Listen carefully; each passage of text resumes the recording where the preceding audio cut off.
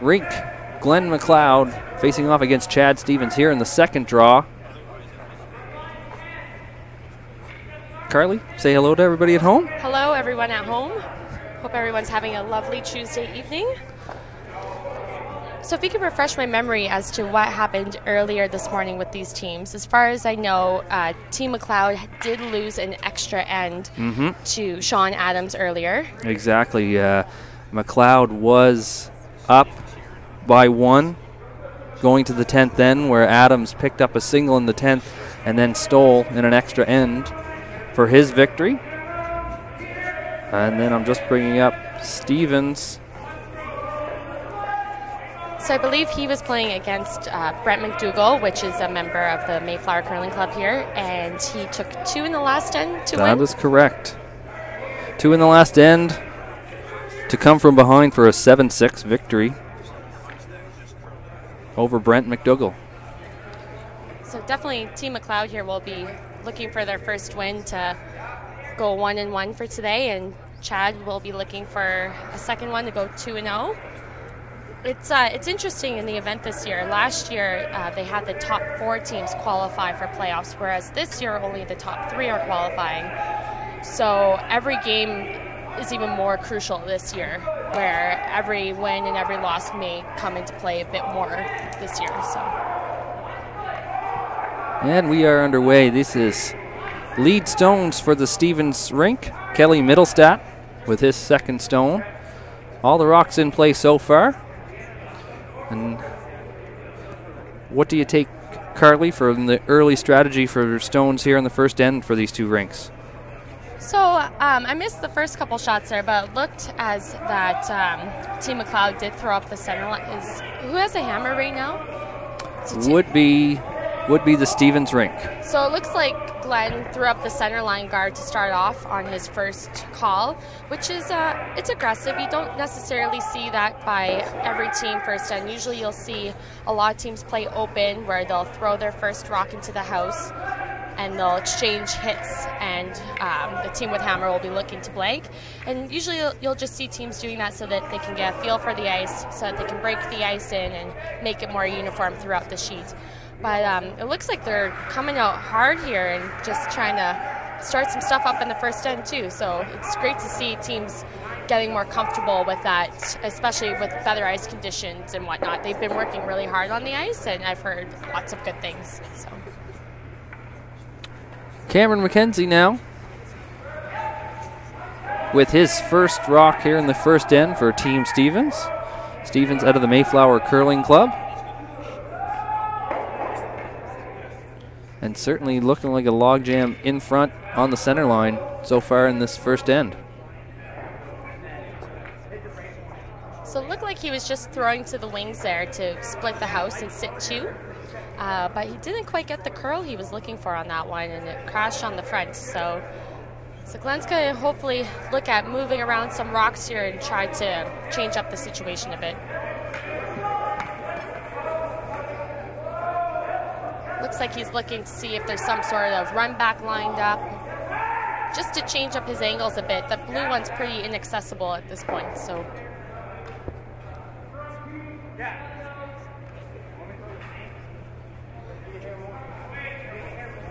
So Tyler Gamble gets set for his second rock here in the first end.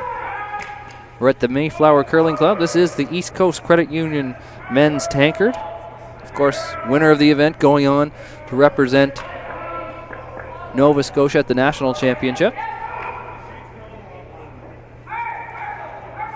So he's just waiting for this one to curl up. It's taking its time here. It's still on the blue one there. That's definitely not what he wanted.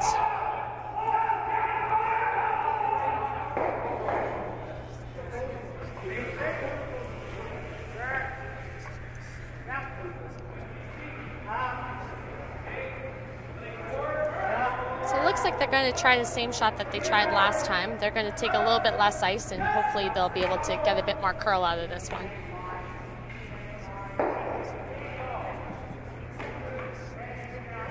It's Cameron McKenzie again.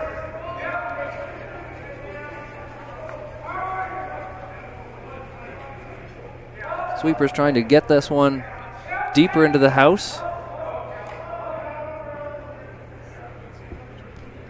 They'll have it just about level with that previous blue stone that got bumped in by the MacLeod rink. So now we'll see Glen MacLeod. Skip throws third stones. Both of these teams actually. Skip throws third stones. So we'll see a little bit of a different configuration than the traditional roster. And that's new for Chad this year. So Paul Flemming is new to the team, as well as Kelly Mittelstadt. Cameron McKenzie did play with Chad Stevens last year, and last year Chad Stevens did throw skip stones, but this year they're just trying to change it up and see if that can produce a win to go to the Briar. So, is there a different type of shot preference or comfort level in shots that the skip has to be able to make versus the third? Definitely. I think your third's more there to be more of a cleanup person who is going to try to make it easier for the skip in the end to have a more open shot. So usually with skips, you're looking at cold draws to the button or hits and sticks, more of those delicate shots, whereas your third usually has to have a little bit more of a shot repertoire. So you need to be able to make the peels when you need to, but also make those gentle shots as well. So we saw MacLeod take out one blue stone and likely was looking for a little bit more roll in behind the clutter that's there. Yeah, a little bit more roll, or to get both of the blue stones out would have been ideal. But now it's left it open for Chad here to hit and either roll undercover or even nose it would be fine. I think they'd be more happy with the roll. They're trying to hold it here. And gets that roll. It's a fantastic shot. To sit two. Blue sits two on the forefoot here early in this East Coast Credit Union Tankard draw number 2.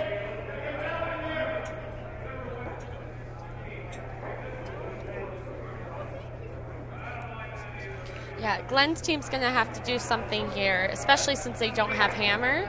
Those all those blue stones in the house definitely could come into play and be counters in the end.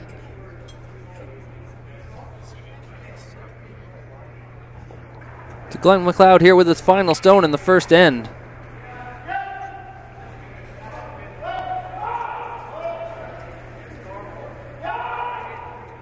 Looking to rearrange the stones in front.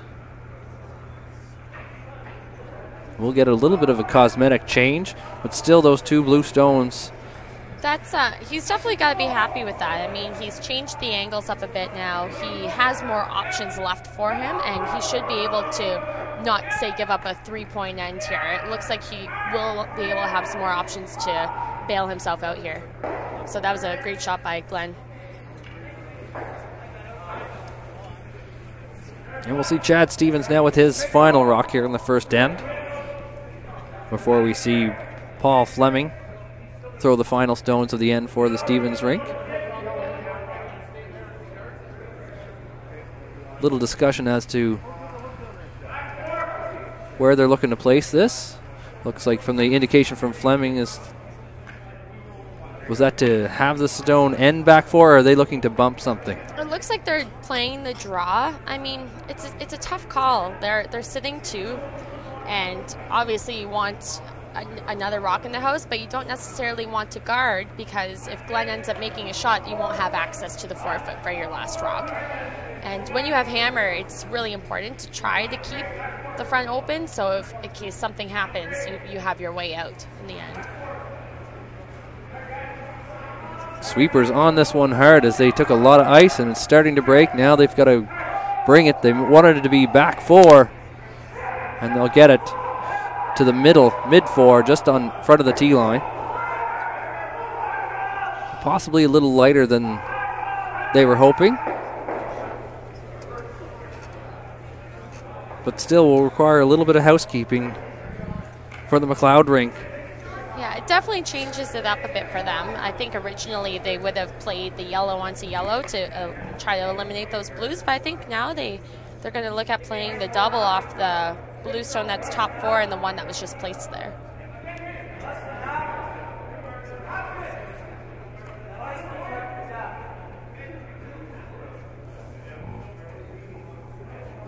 So Peter Burgess steps into the hack for the MacLeod rink. Currently facing 3 against the Stevens rink here in the first end.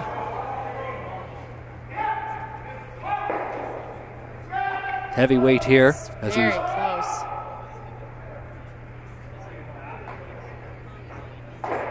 And makes the double on 2 of those blue. 1 will still remain, but certainly a better situation for the MacLeod rink right now. Yeah, absolutely. Chad's going to have to make Paul, sorry, is going to have to make a good one here to keep their 2 alive. Otherwise, it looks like, as I mentioned before, Glen's team will have their out, and they'll be looking pretty good.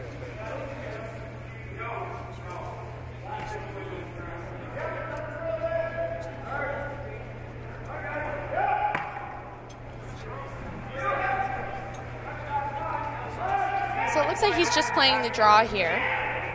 He's going to want it, obviously, either first or second shot in a spot where it doesn't line up the double off the yellows, and so in that way, at least he'll be guaranteeing his 1, if not getting to this end.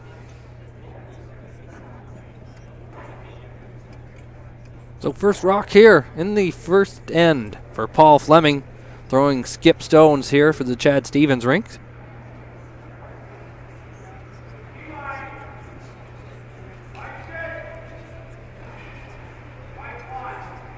And here Stevens calling out the line's good. It looks like it has a little bit of heat on it. We're just watching it go through there. It's trying to slow down. And that one's going to slip and hang around on the back 12-foot. It's definitely a huge opportunity here for Glen's team. It'll be interesting to see what kind of weight they play at this shot. A lot of times you'll see teams play solid weight. In this case, if he plays maybe a little bit less than solid, he might be able to stick his shooter or stick those rocks in a place where they're around the center and make it a lot more difficult for Chad's team to score this end. Judging by the ice, it looks like he is going to throw a little bit firm weight. He's not taking a whole lot here. So it'll be interesting to see where the rocks end up in the end. Final shot of the end here for Glen MacLeod rink. Peter Burgess with the final shot.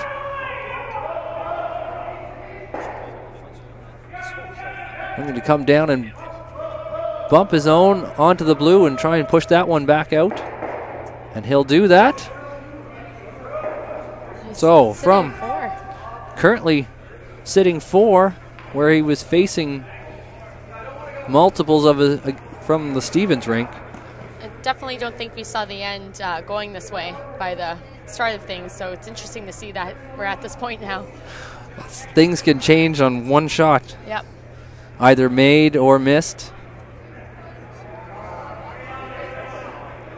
So I think they're just discussing what options are best here. I mean, he could either say play a hit and roll of some sort off one of those yellows, or not the one on the other side, there is a guard, but there's a yellow there on the, to our viewers, on the right-hand side, or on the left-hand side, sorry, which he could roll off and play in towards the button. He could draw to the 4-foot. It's tough in the first end, especially when the ice is so fresh and there's different paths. And well, we just saw with the last shot there that Peter Burgess was a little heavy and put the stone in the back 12-foot with his last draw. So we'll see what route they take. Really, it's down to a matter of they're going to be forced into trying to save their 1.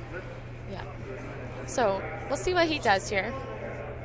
It's interesting, just to go back to Peter's last shot there, when I thought he was going to throw a bit more firm weight. He did play more or less just a nice controlled hit weight, and it really didn't curl that much. It'll be interesting to see how the ice reacts for the rest of the game, to see if we start getting more curl out of the rocks, but it looks like it's decently straight right now.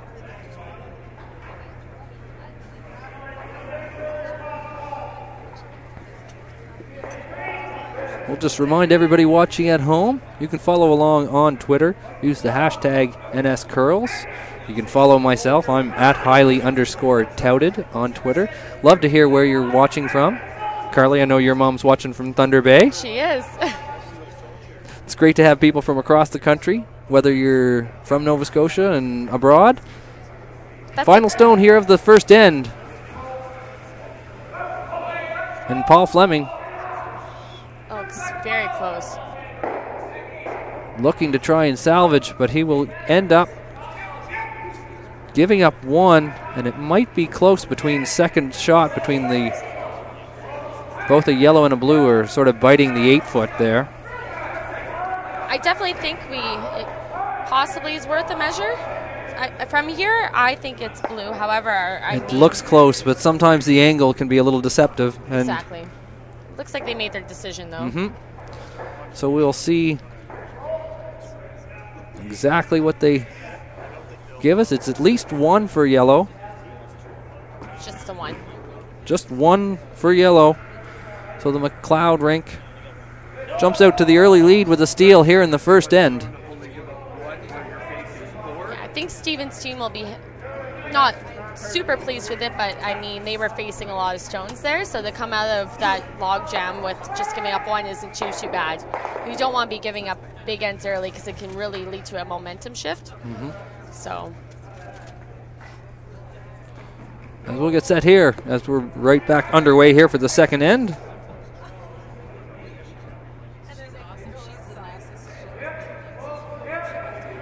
So the Stevens rink will maintain the hammer. We'll see Robby McLean here with his first stone here in the second end.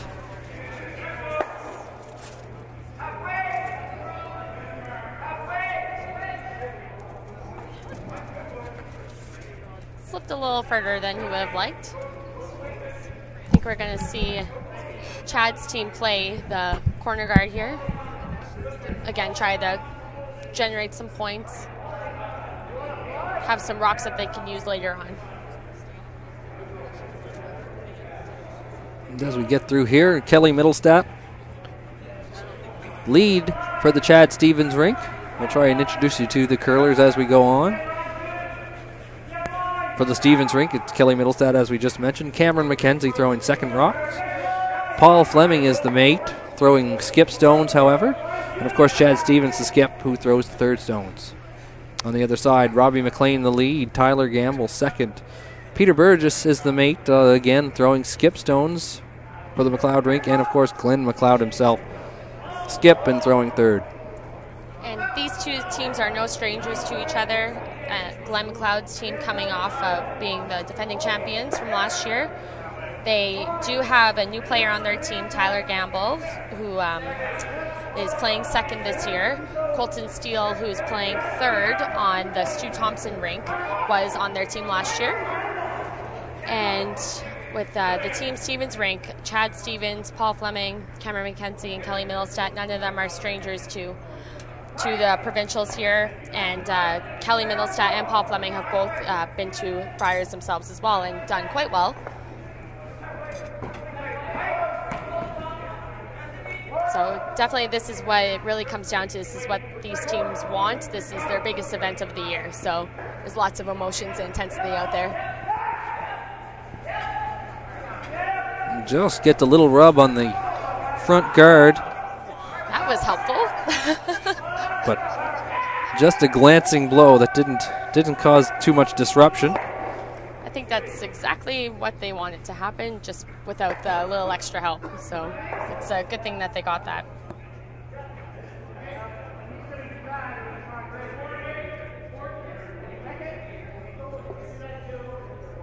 MacLeod now looking to see if he can hear a little bit of the rink audio, if he's thinking he might be able to take it. But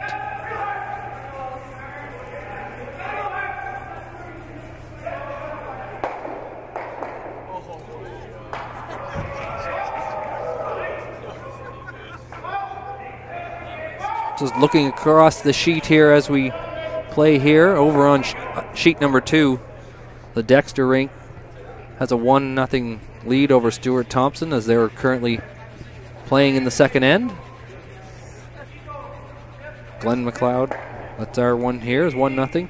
Sean Adams on a 1-0 lead over Brent McDougall on sheet number 3. And Jamie Murphy with the deuce in the first over Jamie Danbrook.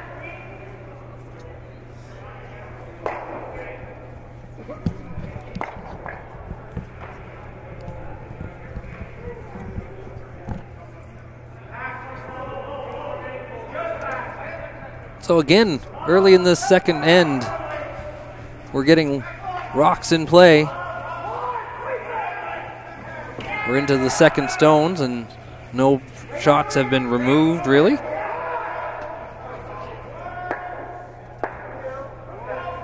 As Cameron McKenzie now comes back through that hole, and they're going to look to put this one right on the nose of the other blue one, and will do so.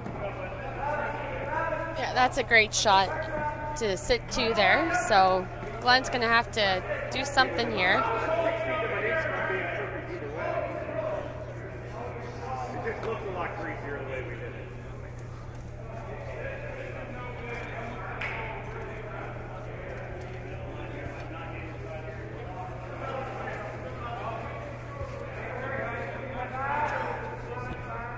And they're discussing maybe coming right back down in that same spot. Those two blue stones are really tough to remove at this point, particularly since there's that yellow stone right behind them. So I think this is more of a setup shot for Glen, and hopefully they're going to use that stone to their advantage later on, the stone that's being thrown by Tyler Gamble right now.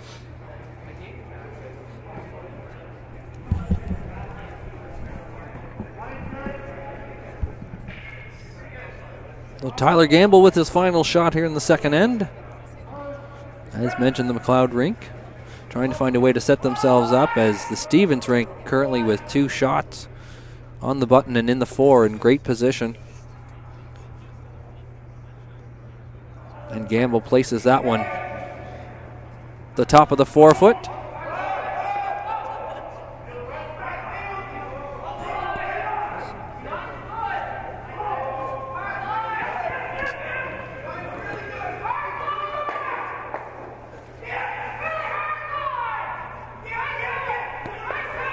Those 2 blue stones are still fairly well protected. So we're going to see Cameron here try to keep it in front of the house and make it just more difficult for the MacLeod rink to eliminate those 2 stones.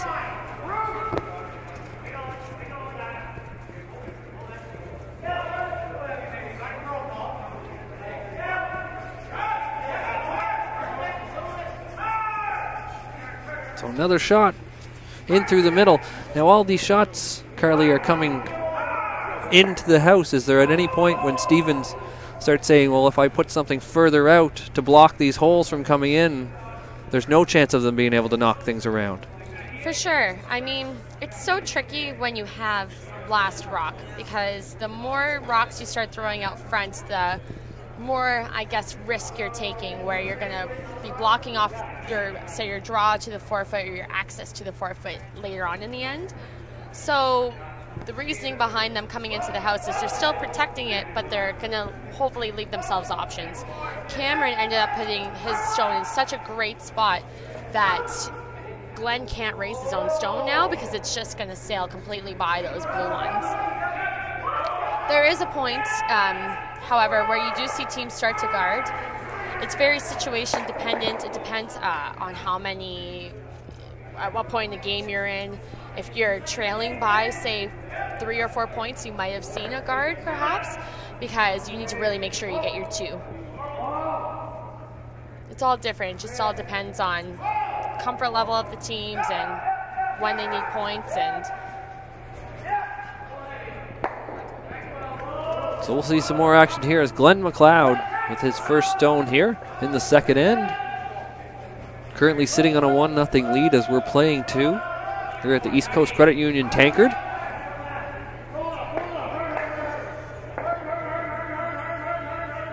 And that center line and 8-foot area is getting awfully crowded.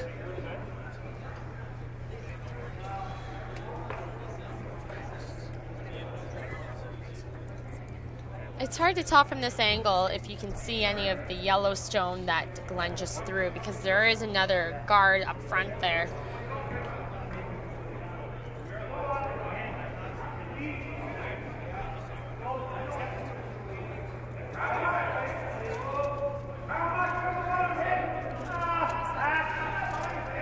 As they discuss, looks like they're going to come down off the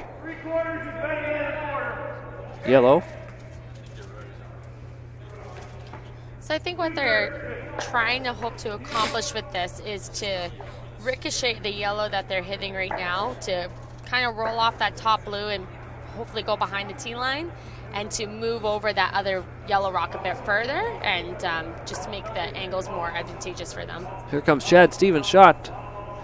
Heavy weight. And takes out the 2 yellow, but also one of his own. He'll be left sitting 1 with some backing on the yellow stone.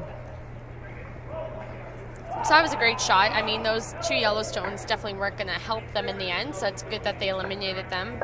However, there are a few more options now for Glen. Glen does have the draw now, so he can come right down top of that blue rock and sit on top of it, and it would make it really hard to eliminate it. That was my surprise in that call, in that it did look like he was surrendering to at least removing that 1 blue stone, and still sitting 1 at the moment, but with 4 shots ahead of the tee line. It seemed like it was a much more difficult situation for Glen MacLeod to try and remove those shots tight to the button. Yeah, I'm not necessarily sure if they want to hit as much of that first yellow like they did. I think they want to come a bit closer to nose so that their shooter didn't roll over as far and leave it open for this draw. But it's also still very early in the end, and right now, I mean, they're sitting 1, and there will be some options for them probably later on. So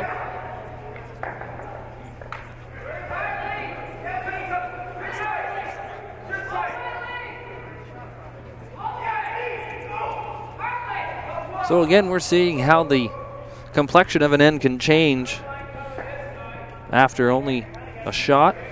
Complexion can change dramatically from one team to the other, as we saw in the first end, and we're seeing here now. So it looks like Glen's trying to play thin off the blue stone that Chad just threw and gain access to the button that way, which is definitely a good call since he doesn't have hammers, so those blue stones could come into play as counters later on. Gets the hit on the blue stone, and he'll roll a little deeper than he wanted as he stops and curls on the back 12-foot. So I think what we're going to see now is Chad are playing a draw, such as how he's tapping there, just to really make it difficult for Glen's team to get in there.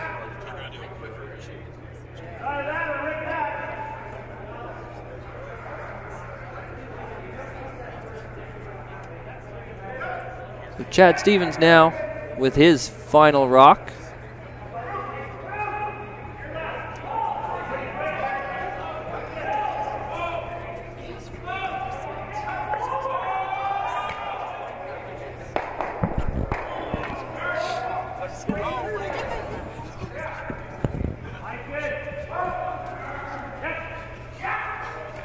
Stevens looking to get the draw back into near the button.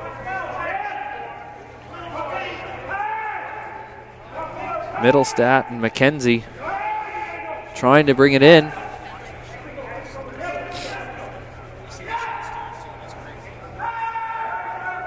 Just coming up short there. It's definitely not what he wanted.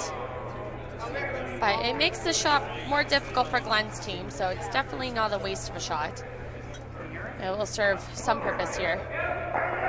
However, it may make it more difficult for Chad's team in the end to score their 2 points, which is most likely their goal of this end.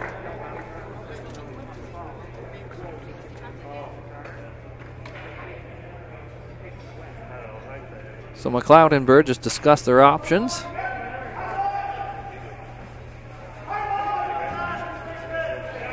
Want to draw down to that blue stone on the button by the looks of it. Now with each shot being different for each curler, do you learn more from the other team that just tried to make the draw, or do you trust your own shots a little bit more? A little bit of both. It never hurts to watch how other rocks track. However, every curler has different types of releases. You often see the big teams these days on TV try to throw rocks similarly so that they aren't left saying, oh, well, this person throws straighter rocks or their rocks will curl more. So every team's a bit different in terms of how they throw, so it's a combination. And here again, MacLeod trying to hold the line, get by that front blue. They do get by one. Will they get by the second? And a beautiful draw. That was an amazing by shot. Peter Burgess. Exactly where Glen MacLeod wanted that one. On the button, nosed up to Chad Stevens' shot rock. And that will be difficult to remove. It's going to be really hard to remove. It'll be interesting to see what he calls here.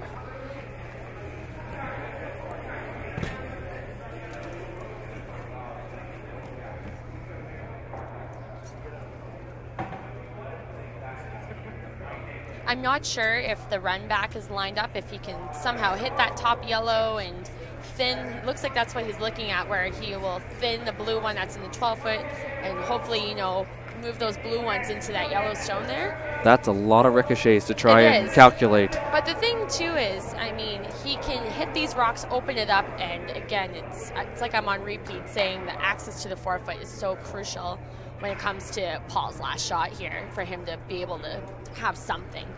So this is a good call. Regardless if he ends up getting rid of the shot stone or opens it up, he'll be happy with the results. So unless for some reason he misses it completely, which he shouldn't. So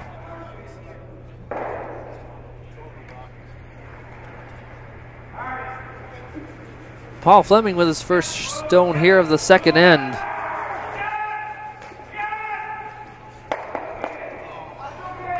Gets the front yellow, but rocks flying everywhere. A lot of rocks in action, and it took a little fancy footwork for Chad Stevens to make sure the rock that had been removed from play didn't come back to get involved in the action.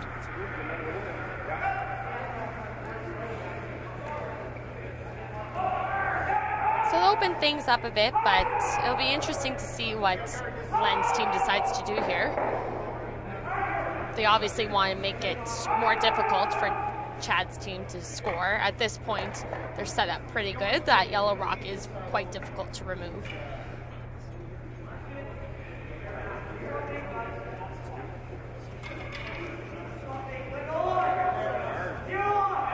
He's going to want to put this in a spot where he doesn't set up a double, because there is a potential to thinly double that yellow off the center line, although it's quite tough. That would be something that they're probably discussing.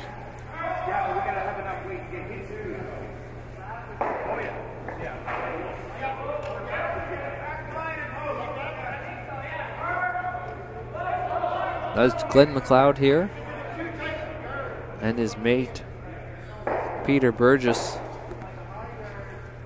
discuss exactly what to do. There's a number of options they seem to be going. As you mentioned, just trying to make sure that there's no double option. Just something else for Chad Stevens' rink to have to think about as they get set for their final shot. I think really as long as they're blocking that access to that yellow stone, that's most important, because it almost looks like from this angle you could throw a bomb down at it and you could probably eliminate both of those yellows, where the blue one that's in the back of the 4-foot would just jam onto that other yellow and leaving it open for the possibility of 2 or maybe 3. So placement of this is crucial. So it looks like what he's doing is he's playing a hit off of the blue stone that could be a potential counter and rolling his stone over in front of that yellow. So he's protecting his stone while playing the scoreboard at the same time. So it's a great call. Waiting for this one to come over a bit, and it's the roll. Just a little nudge and it'll slide by.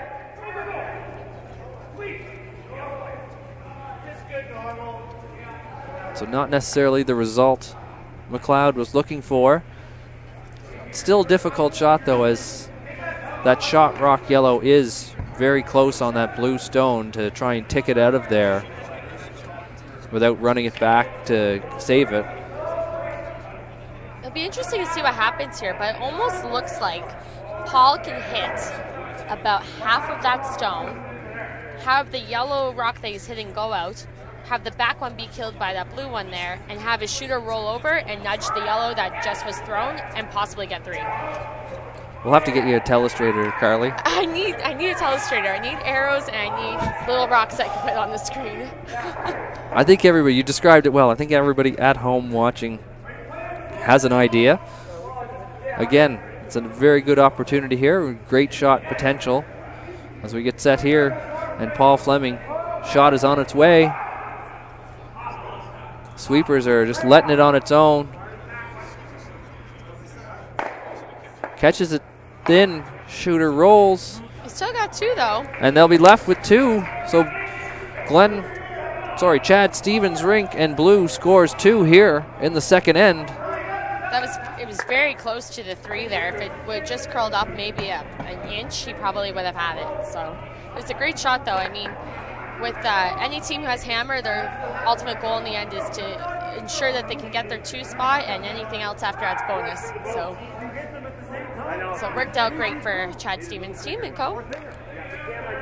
Of course, we'd like to thank all the people that make this event possible. Of course, East Coast Credit Union, the title sponsor here.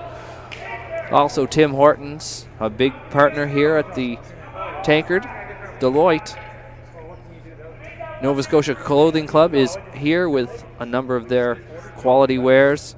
Monaghan Square, and of course, Mont's Clamato Caesar, Sobeys, Kent, and the Printing House.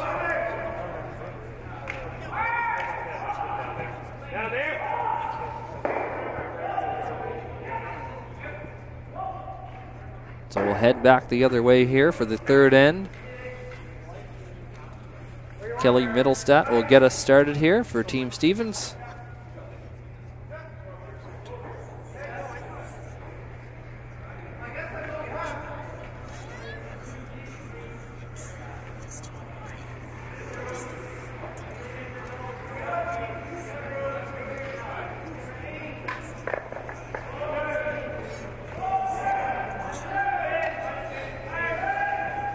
So there's still lots of curling left here at the Mayflower this week. It's the first year that they've had the women's and the men's provincials together.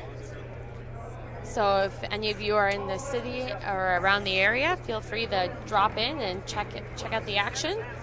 It's $5 per draw, $10 for the playoffs, or you can get a full event pass for $25. And there's tons and tons of curling left. There's, as far as I know, about 4 draws every day, 2 men's and 2 women's, with the exception of today. I believe it's something like that. I think there are some days where they alternate, that there may only be a single draw for men and women on alternate days. But there's certainly lots of action going on all day until we get to the playoffs on the weekend. So all the times that the draws are, of course, available on the nscurl.ca site.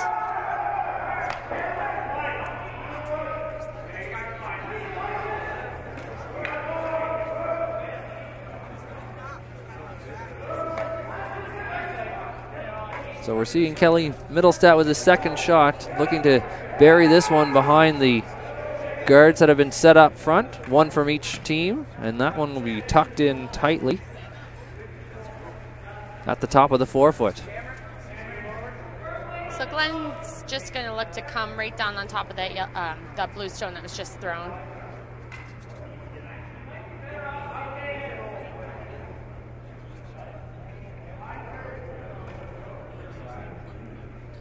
These stones are thrown, the 2 lead stones by each player, are very crucial, as they oftentimes dictate the outcome of the end. And we'll see that shot sail a little bit and end up on the back 8-foot.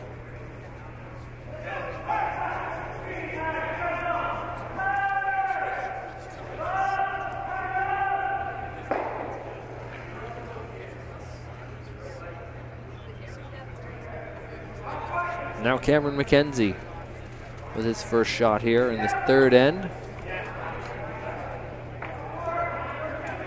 Just for everybody at home, the Chad Stevens rink throwing the blue stones. Glen MacLeod rinks throwing the yellow.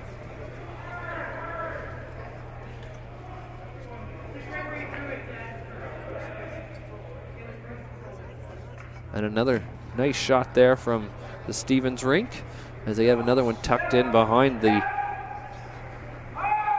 front guards there. So it looks like Glen's team's going to bail a little early here. They're going to try to clear up the front and maybe get some action on in the house there, but either way they're going to want to open it up and change up the end a bit for them. Big peel here. Still off the one in front. They'll replace 2 for 1.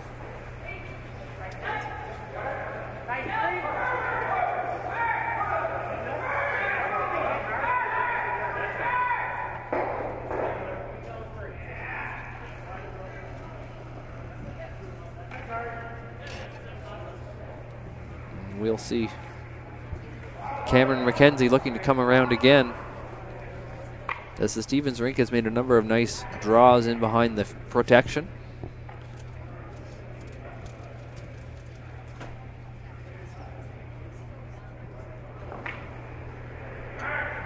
The big thing too here for the Stevens rink is that they want to keep their rocks in front of the tee line.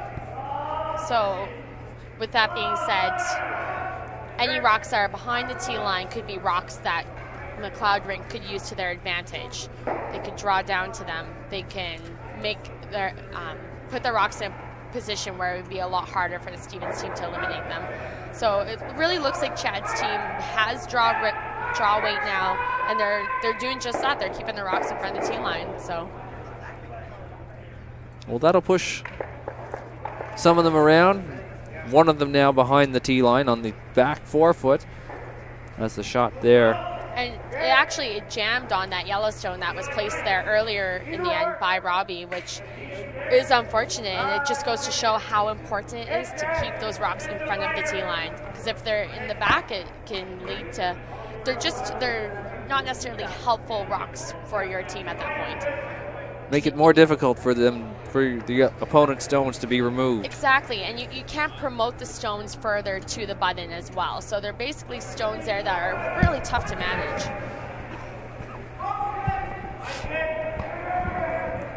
Essentially just leads to just jam opportunities and things like that. So.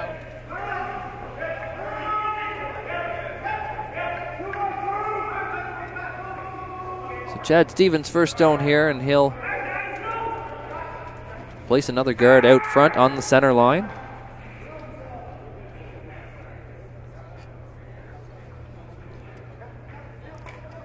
So Glen's going to try to come right down on top of that blue, probably just at least as long as it's buried. He doesn't necessarily need to be on top of that blue stone, but he definitely wants to be buried behind that guard.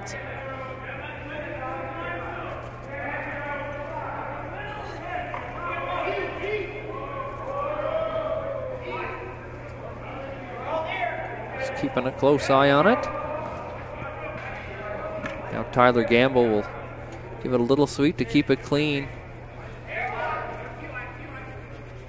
And they'll slide a little bit to the back of the button on the 4-foot. So this is going to be an opportunity now for Chad to try to do the same thing that Glen was attempting there, and to come again either right down to those stones or just in front of them, but as long as it's covered, he would be happy with that.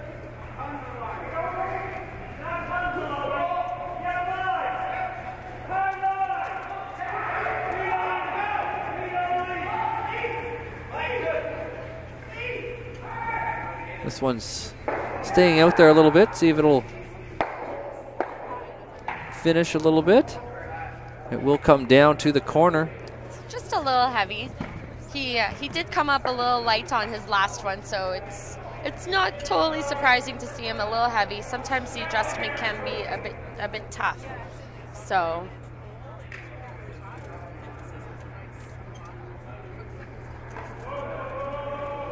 Glen's going to look to maybe throw a similar weight here. There are more rocks that he can draw to at this point, so the same weight would be fine.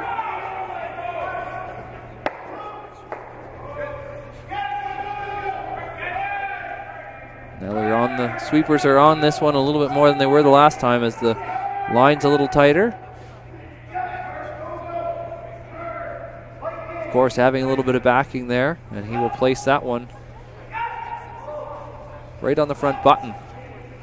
So I think that's where Glen would have liked to have gone the first time, and I think that's where Chad would have liked to have gone with his last one. So third time's a charm here for both rinks. exactly.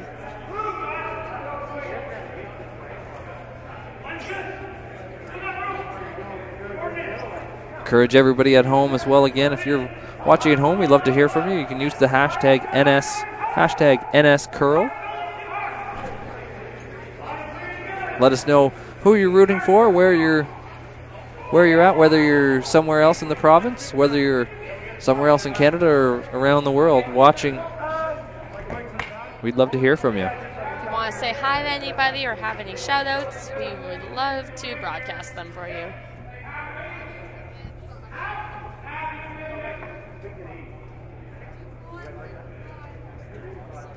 We get set here for Paul Flemming. His first stone here, throwing the skip stones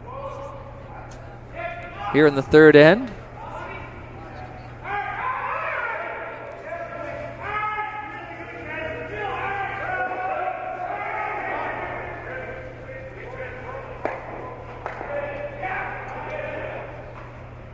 Sweepers on this shot early on and have been carrying it.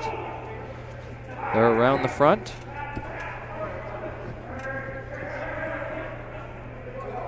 And we'll just slide it to a few inches in front of Glen MacLeod's last stone that is shot rock.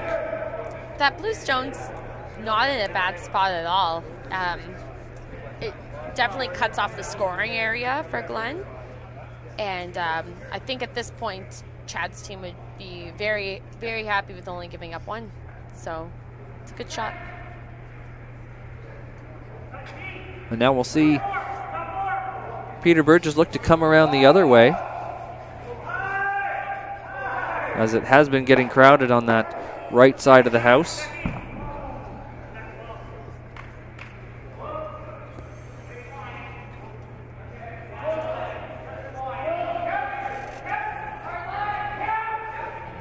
So it looks like they're trying to kind of sneak through that little bit of a hole. They're having to try and keep this so they don't wreck on their own guard, and sweepers did as much as they could, but unable to hold the line. I think we might see Chad's team play a similar shot. It looks like they might even be able to have access to the button that way.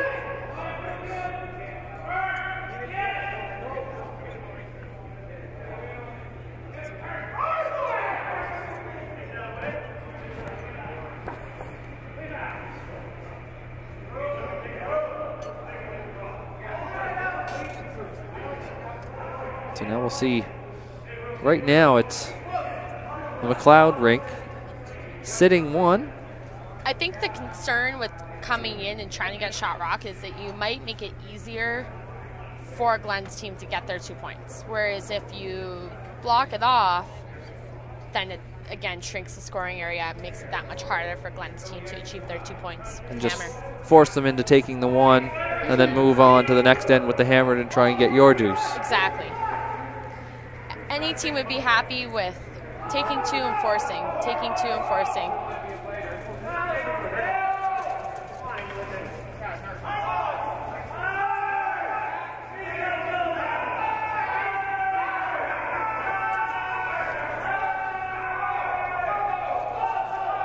Lots of action going on here at the Mayflower Curling Club, as you may be able to hear the action from the other three sheets in play right now.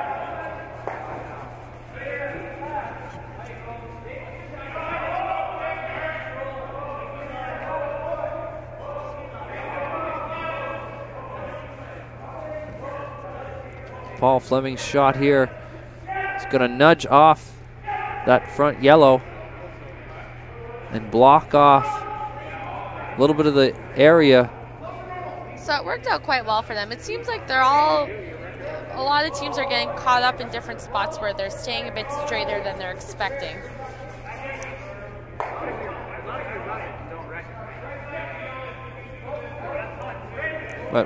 in all three ends now, we've seen a lot of rocks in play. A lot of tough decisions from both rinks on how to get themselves out of trouble or prevent extra scoring by the other rink. So lots of great action so far.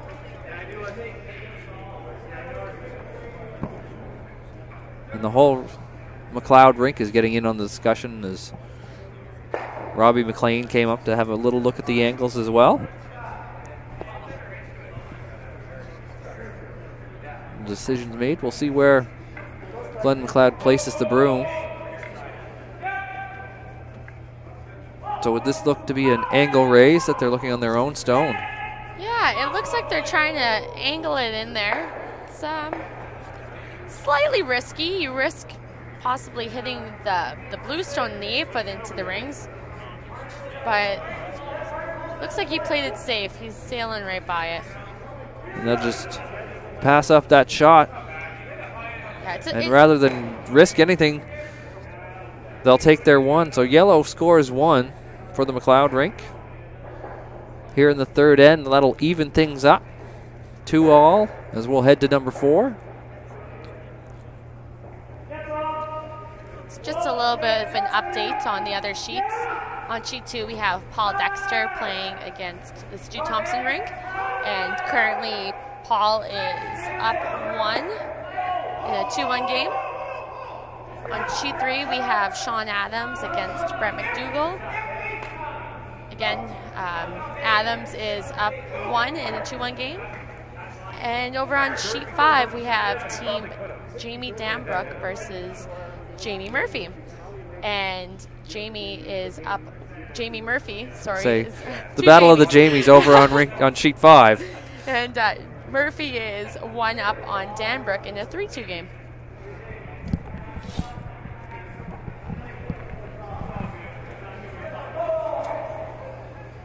All right, we're set to get back underway here. Robby McLean's in the hack for the first shot here of the 4th end. We're all square at 2. Here are the East Coast Credit Union men's Tankard.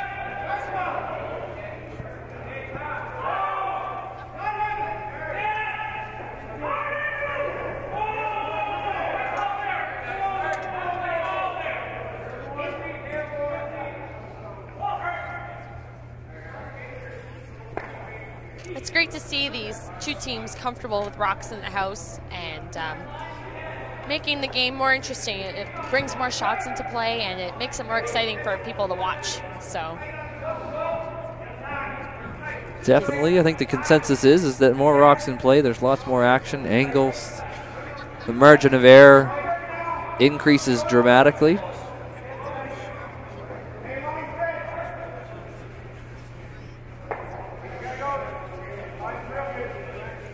And we'll see Mittelstadt look to take his first shot in behind the guard that was placed out in front on the center line by Robby McLean of the Glen MacLeod rink. And that's in a perfect spot, not behind the tee line, in a nice spot in the 4-foot. That is ideally where you want that stone.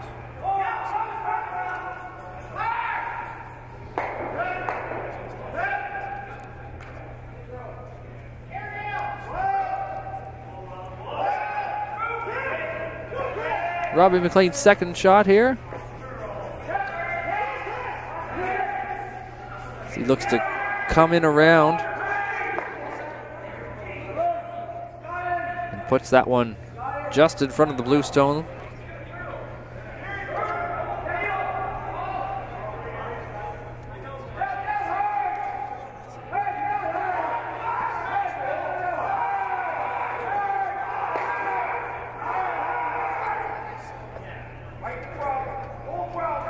So as mentioned, we're here at the Mayflower Curling Club in Halifax, Nova Scotia. We're here all week for the combined men's and women's event. As Carly mentioned, the first time that this event has been co-hosted simultaneously, and a great way to do it.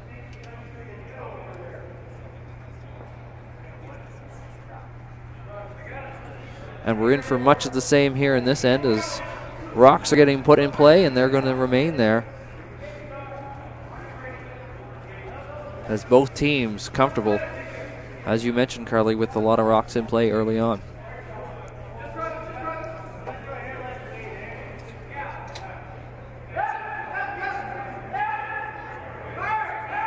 And as I say that, the MacLeod rink switches to start moving things out again.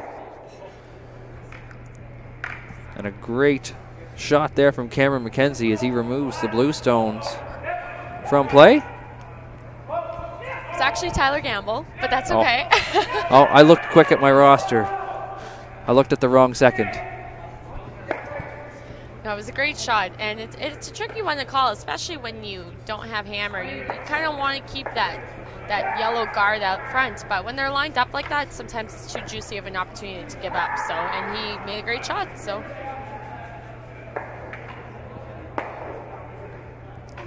and with that rollout, there's still the yellow guard up front. It's an opportunity for Team MacLeod to capitalize on that miss. Yeah. So there was Cameron McKenzie. That was Cameron McKenzie. Who cleans up the rest? Who cleans up the rest of the house for us? So. We go from having rocks in play to having an open house with a guard out front. That Tyler Gamble will now look to come in around.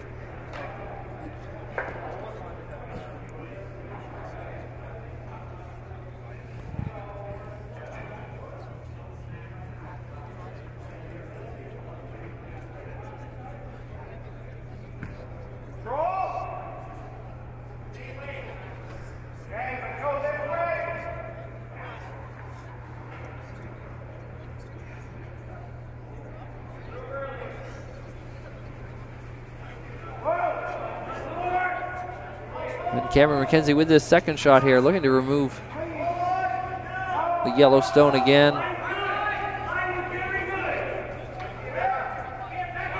Little tap and roll.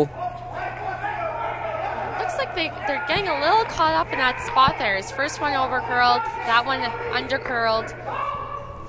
It seems like it's a tricky spot, especially around that center. We're seeing some rocks riding, seeing some rocks snapping.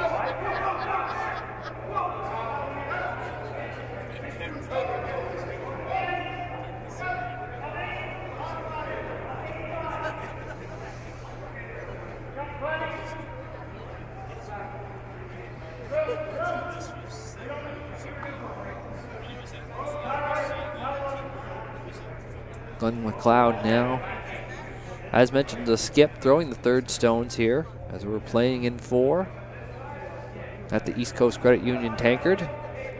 I believe they're actually the only two teams in this event that are doing that, where the third is throwing the skip stones.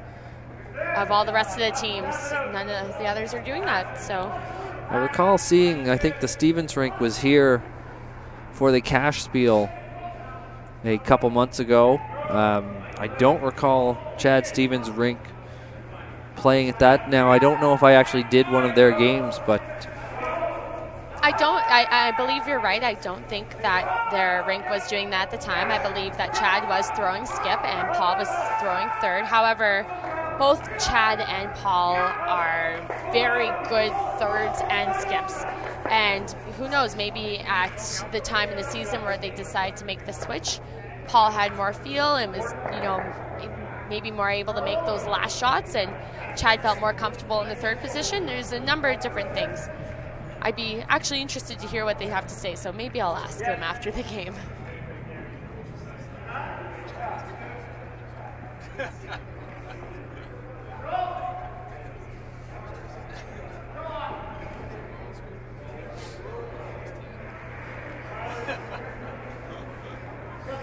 So the pace picks up here with a more open house. Seeing a few just removals of stones as both rinks trade shots right now. I think unless a team misses, where someone is rolling out on one of these hits, you're going to see an open end for the duration, and you'll see Chad Stevens try to blank this end and take hammer with them into 5.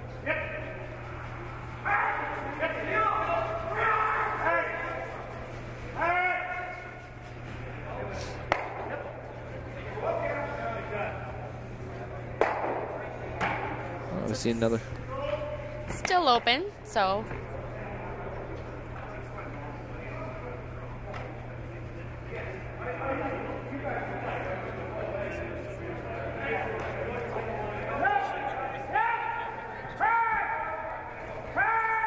So Peter Burgess now.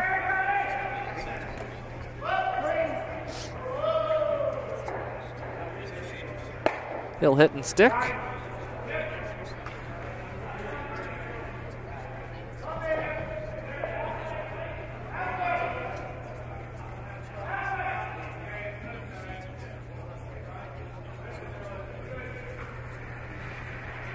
So he's going to definitely want to either stick this or roll away from that center line guard, or just off center guard, sorry. And that's just because if he ends up rolling under, that leaves a draw for Team MacLeod. And if he leaves it a little too close to that guard, he could leave MacLeod a hit and roll, and then Chad's team would be forced to take one. So that's a great shot. So now he's really putting a little bit, not lots of pressure, but forcing Peter into, if he wants to make the roll, it's got to be a good one. So not just a simple throw through attempt. He's actually got to make a shot. Exactly. Whereas, I mean, he'll be happy with the stick, and then they'll blank, and who knows, it'll probably, we'll see a less open end coming in 5.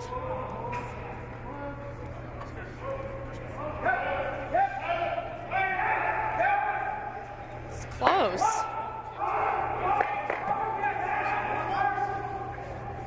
So it looks like he just peeked out the other side there. I think you're going to take a second to look at it and see how much Paul can actually see.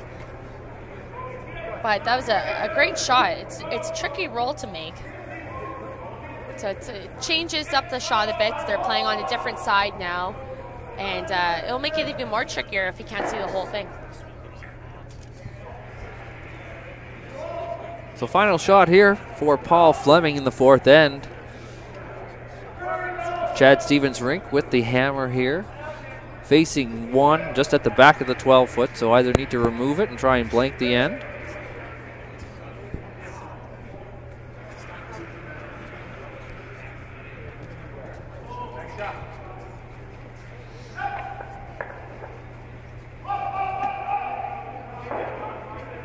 Little nod from Chad Stevens to Peter Burgess for that previous shot. So it looks like he must not be able to see enough of it to feel comfortable with it. So great force here by Glen MacLeod rink.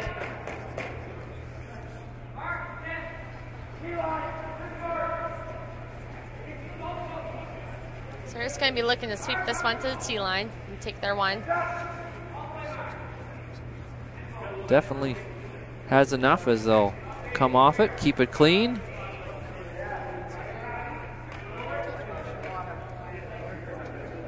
So one for blue as Chad Stevens is forced into taking his one and jumps into the lead here. It's a great opportunity, though. I mean, for Paul to have that draw to the button, especially he had a couple missed draws earlier in this game. It'll be at least to bring a little bit of confidence back, assure him that, yes, he does know what draw way it is, and he can pull that out of his back pocket again when he needs to.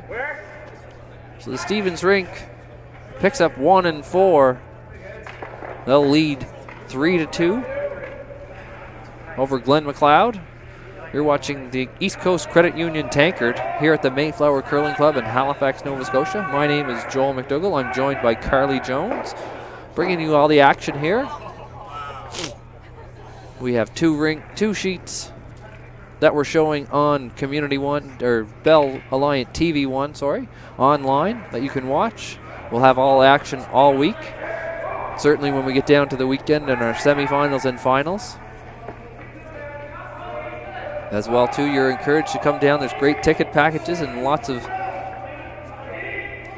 great things to do while you're here at the Mayflower Curling Club. Yeah, it's a great atmosphere down here. They've really set up the rink great.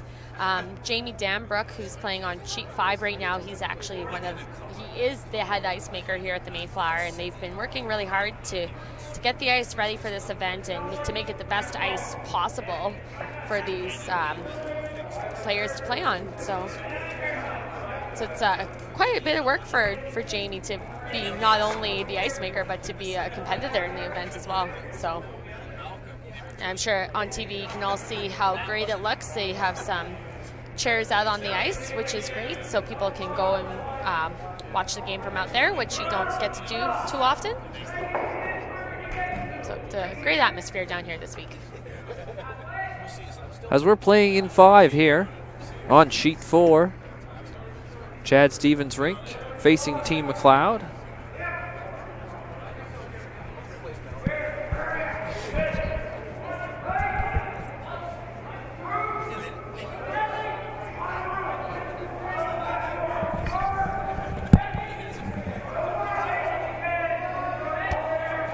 Kelly Mittelstadt with his second shot here in the 5th end comes just onto the nose of the yellow rock that is just on the top of the button.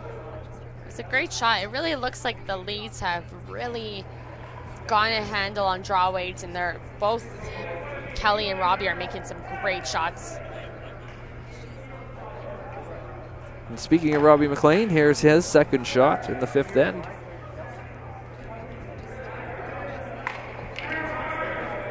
Really trying to get this one there. I really hope I didn't speak too soon about saying how well their draw weights were. Well, just gets that one around the guard, and they'll just fail to get it to the front of the house. A little on the light side. He definitely wanted that one in the house, but it could be worse. So.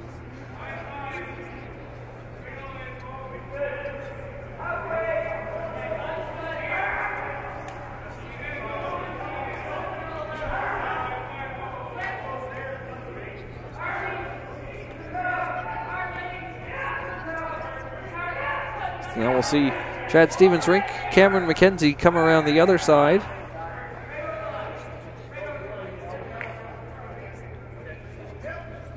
That actually came in quite nicely. He really got some finish on that at the end, and you can't really see much of that blue stone.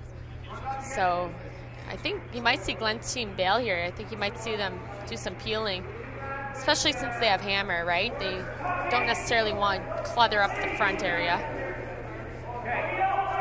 We're seeing Glen MacLeod make that decision now as he moves out towards the front.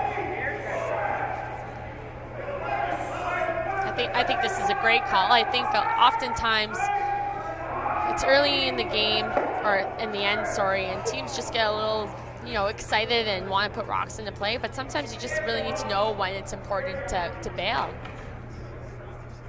So I definitely think that this call is smart, and it comes with experience as well. Just looking to rearrange things as just takes out the front blue. It's just a bit wide on that one. Or is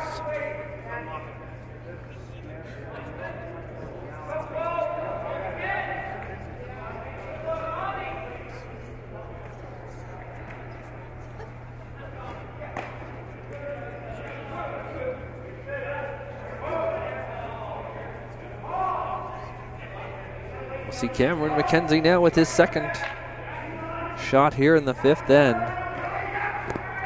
Stevens rink up 1, 3-2 as we play the 5th. He's just going to drop another one right in on the pile.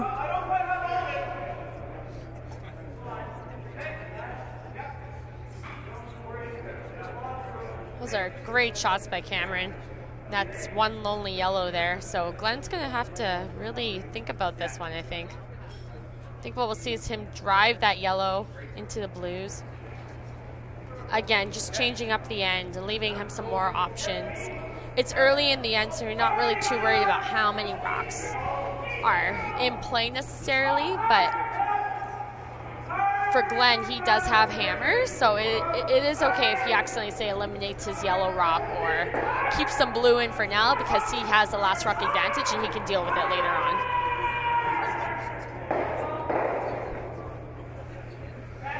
So Tyler Gamble runs back the front yellow guard onto the pile of blues. So the yellow shot rock spills out the back.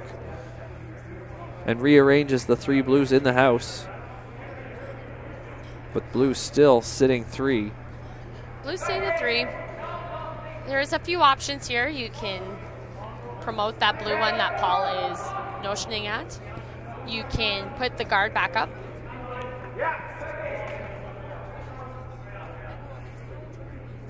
I think it's it could be quite tempting to think about possibly removing that yellow stone that's over in the 12-foot, only because it could end up being a counter later. But when you're sitting 3 and you have control of the 4-foot area, oftentimes you'll hear people call that the control zone. It's good to remain focused on that and use it to your advantage that you have control of that. This one's not really curling that much. Stays out there. That'll hit the tee line where Peter Burgess will pick up the broom and see if he can't squeak that one out, but it'll hang on in the back 12. Yeah, I think it was just a matter of being a little too much weight. I think had it been only back 4 weight, you would have seen a little bit more curl in that one. So it's just a bit of a missed throw on that one by Chad. It's going to leave an opportunity here for Glen to get rid of those blues and make the situation more ideal.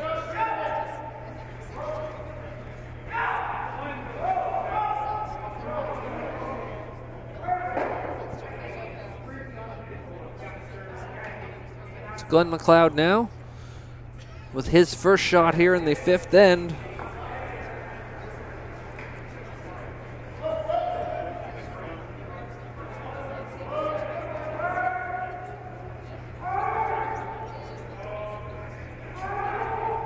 Hit off the front blue and take out 2 of those blue stones that had been controlling the 4-foot, as you mentioned.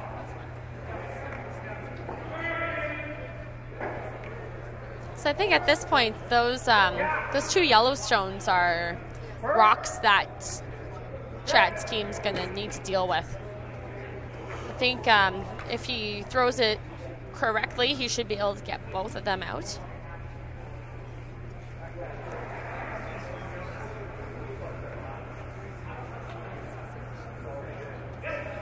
So Chad Stevens' second shot here. This one's really snapping on them. And he'll hit squarely on that front yellow and hold his shooter.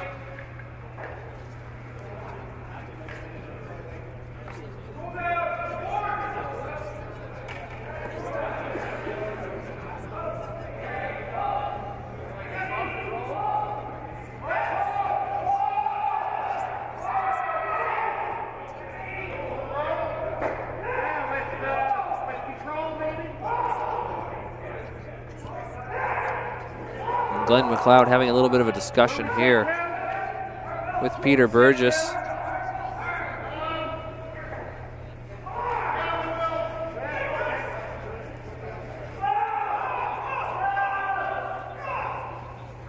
About line and weight here. So does it look like they're playing it straight back onto that blue, or what do you think is their thought process with this one? I'm just trying to see myself here.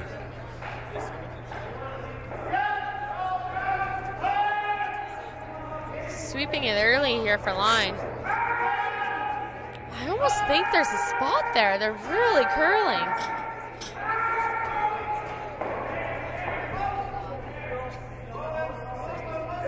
So they'll push that blue back further behind the tee line to the back 8-foot, just biting a little of the 12.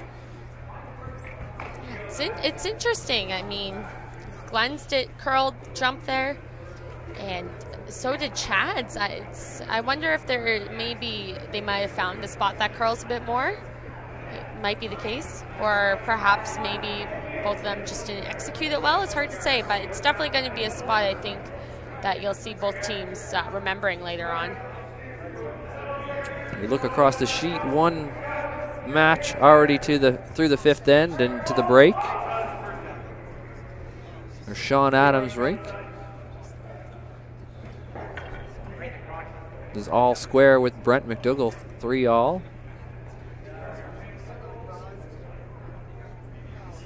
So we're just going to see Paul just attempt to eliminate this yellow stone and just, you know, have Glen's team facing some more blues in the house.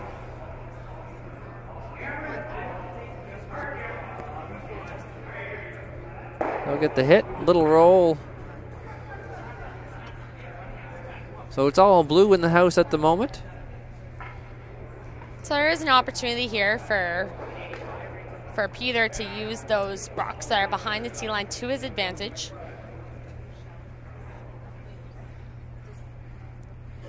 Most likely going to see him want to come a bit further down to them than as opposed to staying in front of the tee line. Just because if he stays in front of the tee line, there are a number of run back options for the Stevens rink. So he's going to want to put this in a spot that makes it very difficult to eliminate.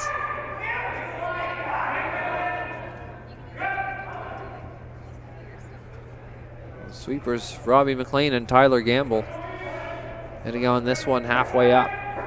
Gotta get it there. This needs to get there. Okay for line. Now it's just a matter of they can get it to where they want.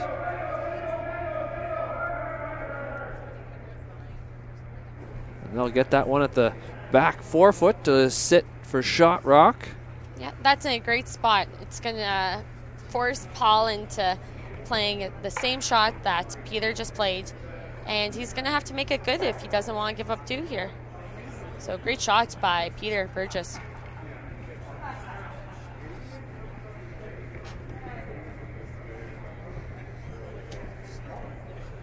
Sorry, I'll readjust that score, the Adams-McDougall match. It's 3-2 for the Adams rink at the end of 5. Always takes me a moment to get used to the curling club scoring.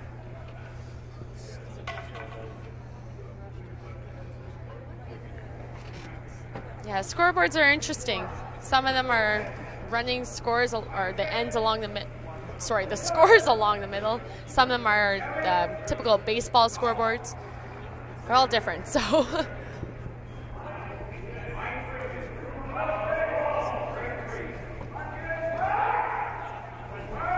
Here is Paul Flemming's final shot here in the 5th end.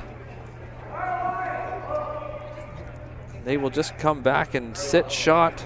It's just a little heavy on that one, so I do think there will be an opportunity here for Peter to eliminate that stone and get his 2 points after all.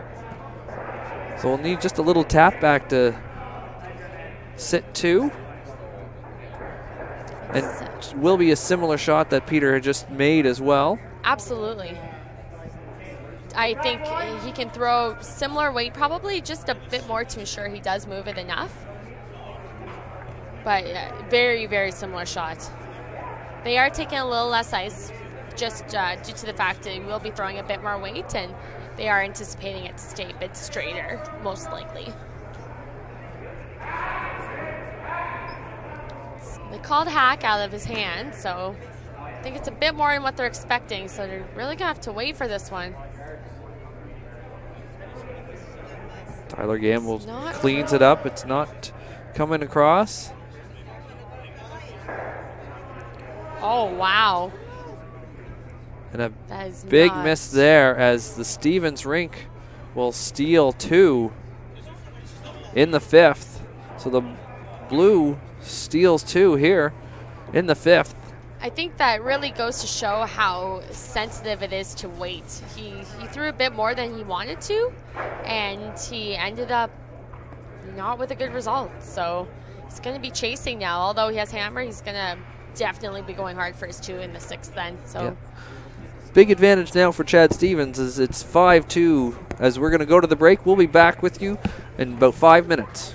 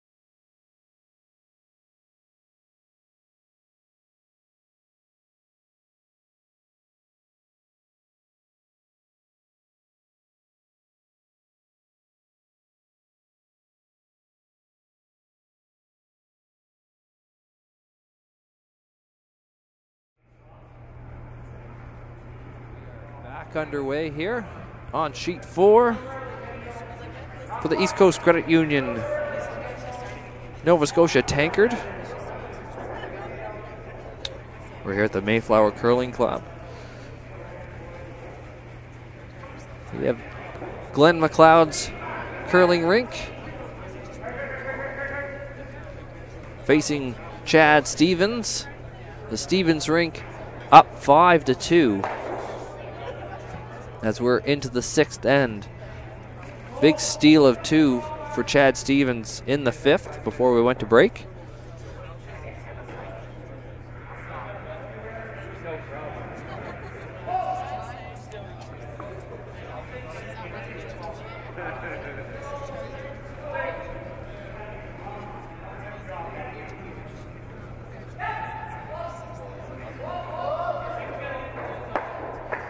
Robby McLean puts a corner guard out there after Kelly Mittelstadt brought his first shot to the top 8 foot on the center line.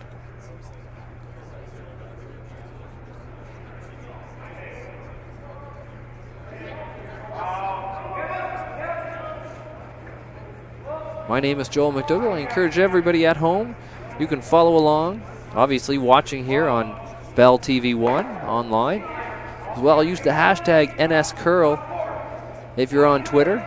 We'd love to hear where you're watching from, who you're rooting for. You can also follow me at highly_touted. I'm Joel McDougall.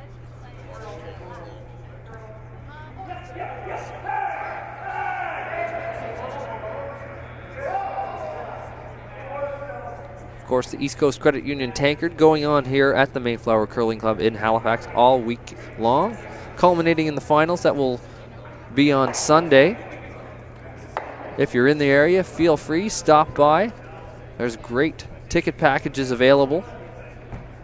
Single entry is $5, $10 for the playoffs, and an event pass, that's just $25. Mayflower Curling Club is a great place here in Halifax. Also, of course, they have Learn to Curl programs as well as other different league play for different levels of experience and interest in curling.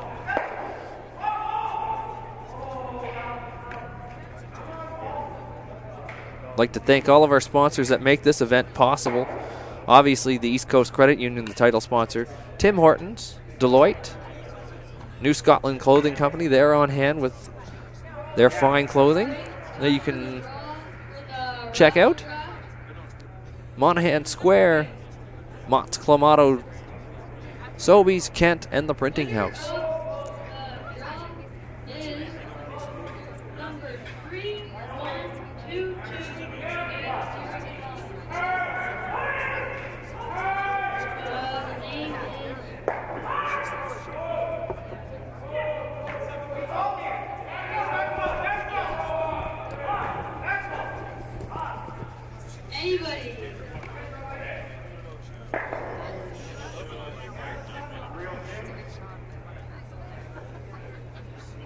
So we see the action resume here in the 6th end on sheet 4 at the Mayflower Curling Club. My name is Joel McDougall. I'm joined by Carly Jones here this evening. So interesting end setting up here.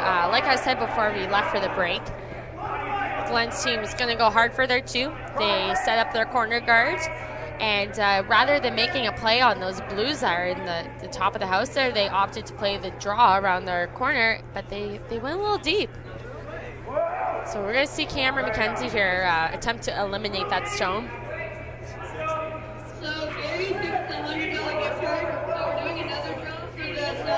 Straight by it.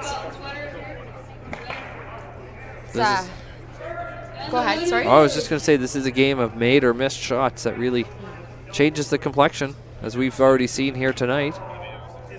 And another thing, too, I mean, in that instance, had he gone the guard, that wouldn't have been too bad. So he's probably not going to be too happy with not hitting anything there.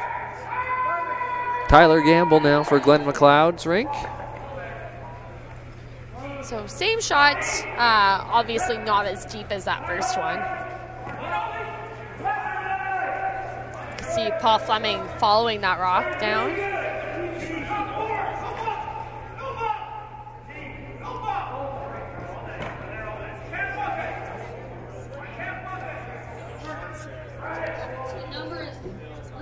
It actually almost over-curled on them. But they are, looks like they are successfully sitting second shot for the time being.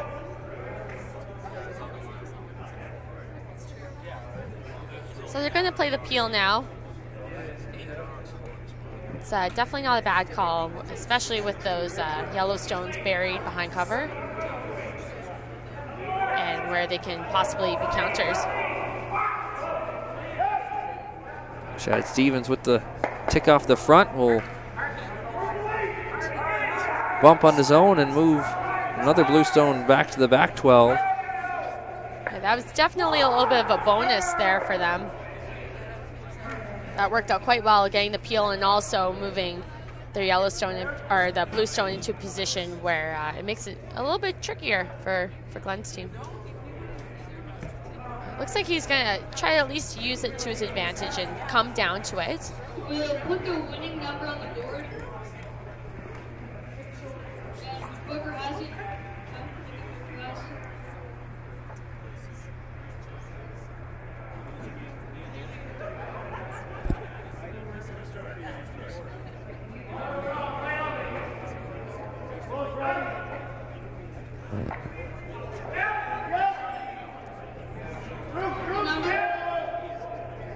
So we're seeing Glen MacLeod's first shot here.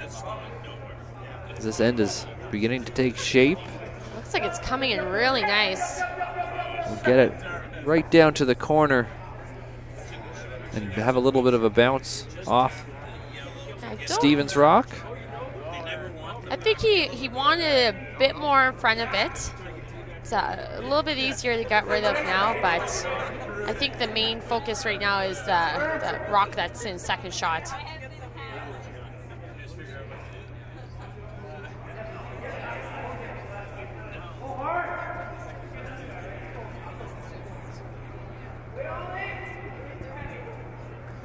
And Chad Stevens here. He's going to attack this right side of the house, run back and clear out. Stone's not even in his own sheet. That was a great shot. He eliminated two of the yellows there. It's, from what it appears, the house is very lively. So what that means is we're seeing lots of action when rocks are being hit.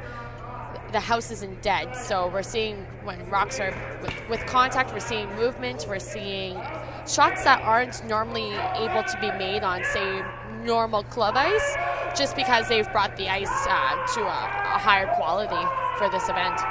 So it's great to see that the ice is looking that good.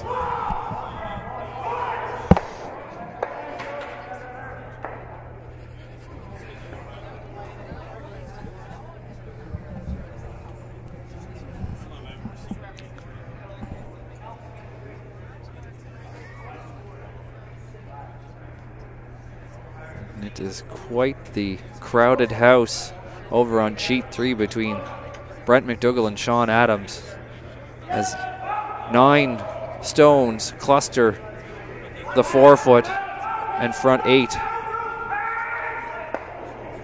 And it seems to be a bit of a task because the teams are trying to count out where shots are in terms of priority and where the angles are going to go. So as great as our match is, just some of the ability that you'd have if you came down yourself to the Mayflower Curling Club to be able to watch the action on all 4 sheets that are going at once, as we have 2 great matches going online, done by myself and Carly Jones here, and our comrade in arms, Martin, over on the other on sheet 2.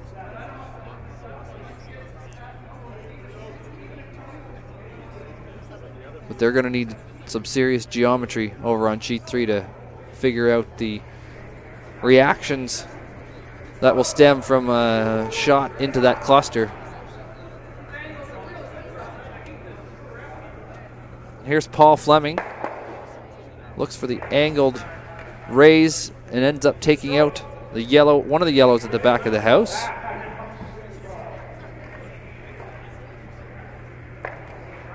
So the Stevens rink's still sitting 2 here as we play in the 6th. Chad Stevens throwing the blue stones. Glen MacLeod's rink throwing the yellow. Stevens up 5-2 after a big steal of 2 in the 5th end.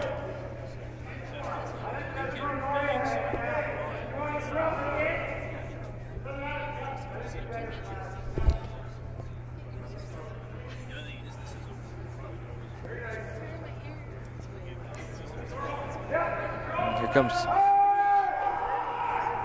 Peter Burgess, his first stone here.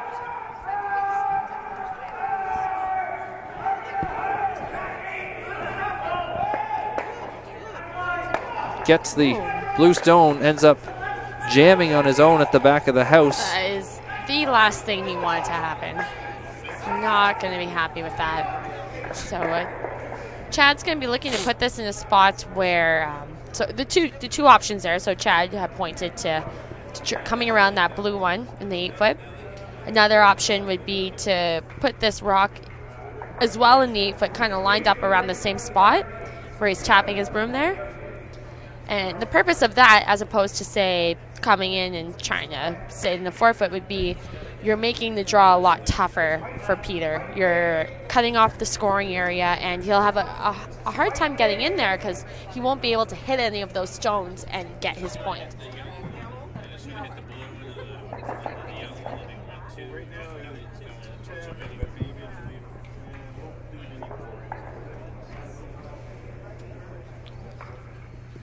So Paul Flemming here with his final shot of the 6th end blue. Chad Stevens rink sitting 2 right now. It's a great opportunity to put some major pressure on Peter here. If he can put this in a really good spot, it's going to be really tough for Peter to score. This shot is key. It's trying to, it looks close.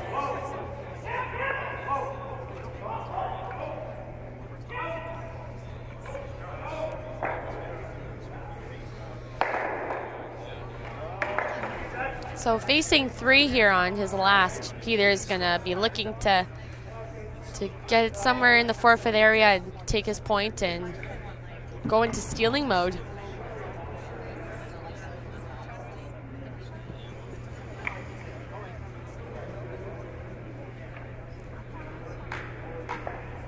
Final rock of the end here for Peter Burgess. Facing 3. Needs to draw to full 8-foot just to salvage the 1 point. And he'll do that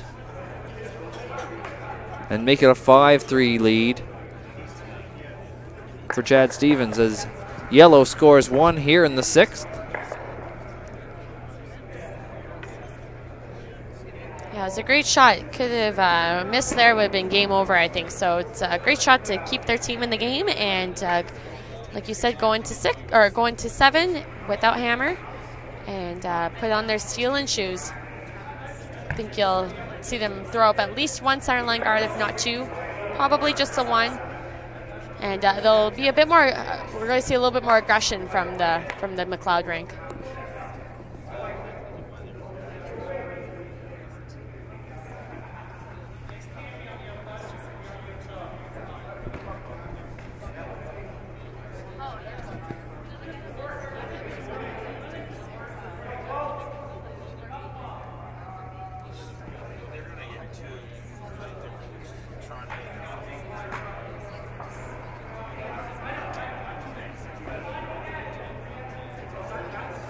And we'll get set right here underway for the 7th as Glen MacLeod looks to chip away at the lead by Chad Stevens, made much more difficult by Stevens now having the hammer.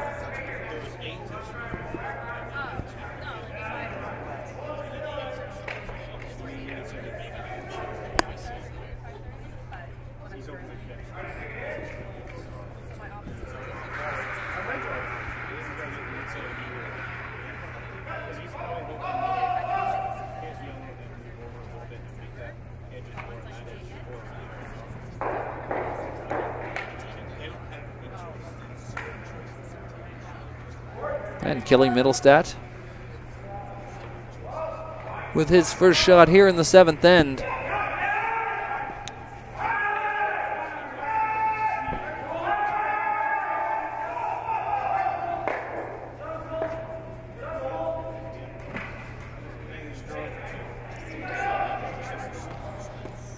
So that's a perfect spot.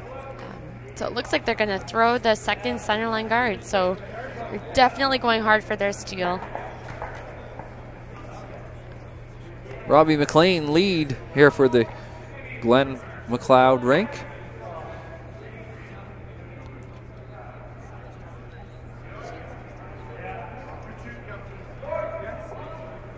Robby has had support out there, as I'm watching on Twitter, from Dong Fans Local 97, who's been following us along here. Who was that again? Dong Fans Local 97. Ah, awesome.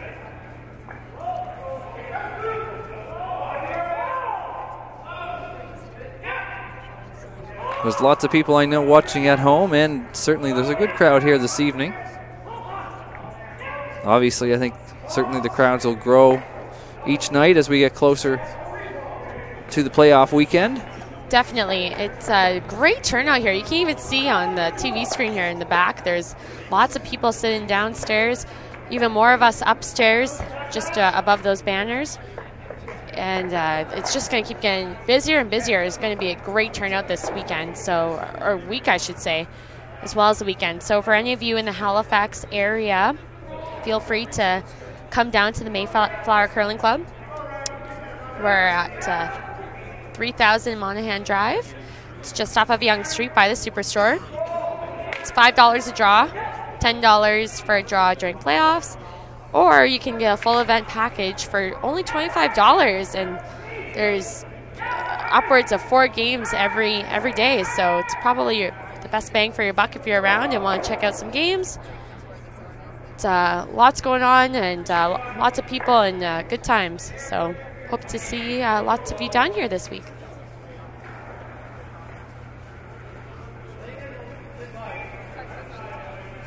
We're playing end number 7 here on sheet 4 between Glen MacLeod and Chad Stevens. Glen MacLeod's rink looking to set up some center guards to try and find a way to steal a few more points back as they trail 5-3 as we're in end number 7. Looking across the club here over on sheet 2. So sheet 2, we have Paul Dexter playing against Stu Thompson, and it's a tie game 4-all right now. On sheet 3, we have Sean Adams up against Brent McDougall, and Sean Adams just took 2 in the 6th end, so he is up 5-2 without going into the 7th. Of course, on our sheet, Chad Stevens is up 5-3 after 6.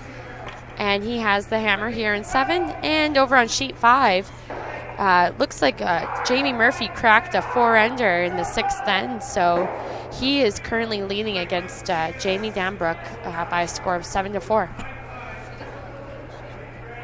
So all games pretty tight. And it'll be interesting to see how the second half of these games end up finishing up.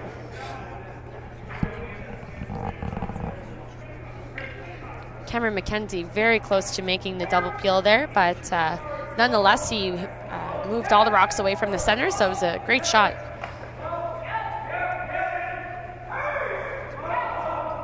So Glen MacLeod now into the hack for his first shot.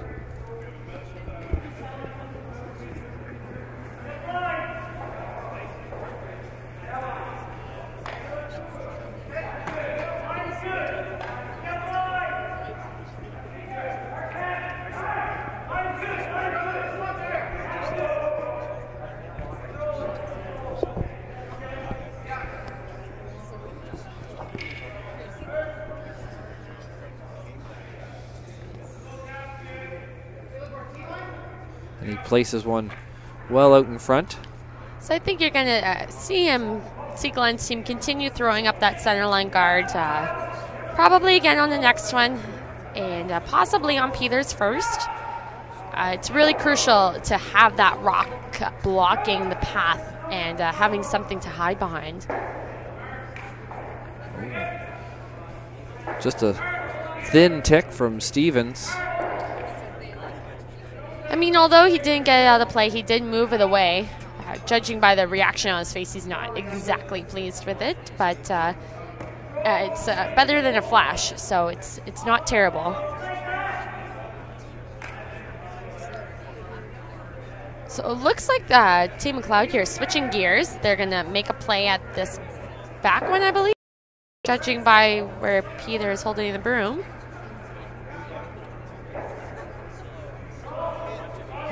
It's an interesting call at this point. I'm not too sure if I agree with it, per se. And it's only because there's still 2 more rocks left for Peter's team. And there's stones left for Chad's team. I personally think they prematurely played this call. I think they could have waited till either Peter's first or Peter's last even to play it. Because now it changes it up a bit. It makes it more open for Chad, and that's what Chad wants. So now it looks like Chad will come right down onto. He's going to look to eliminate it. You don't necessarily want to leave it exactly where it is. You either want to roll away a bit, is usually key.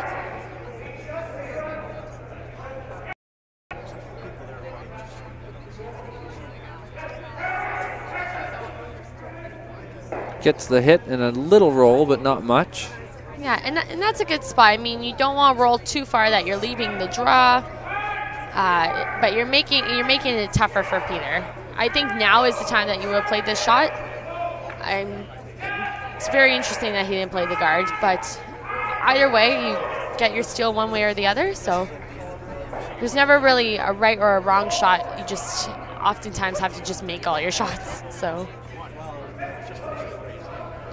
Peter Burgess now with his first stone here in the 7th end.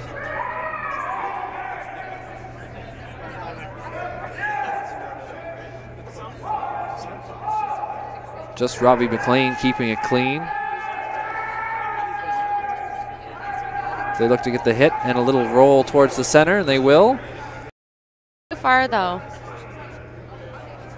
That's a really tough one to call. You really want to get the roll, and you're waiting for it, and sometimes you just lose it, and that's what happened here. So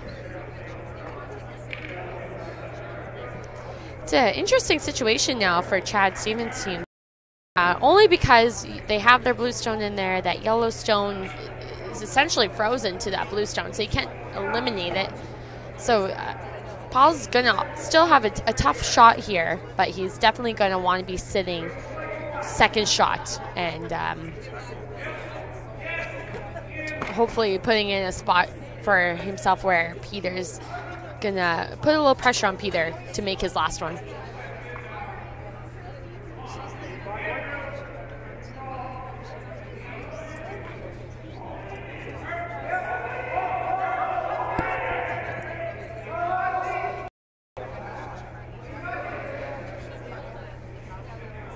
Paul Flemming now with his first stone here in the 7th end. Of course, the Stevens rink up 5-3 here as we play 7. Big steal of in the 5th end.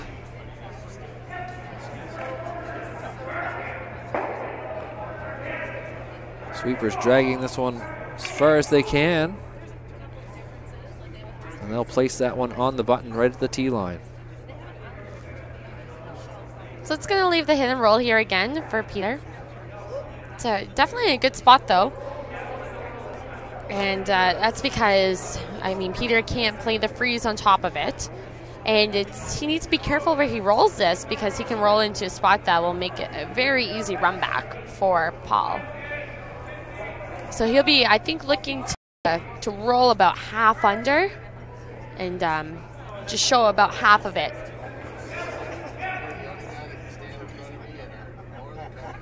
Final stone of the end, Peter Burgess. Looking to give his rink a chance at the steal here.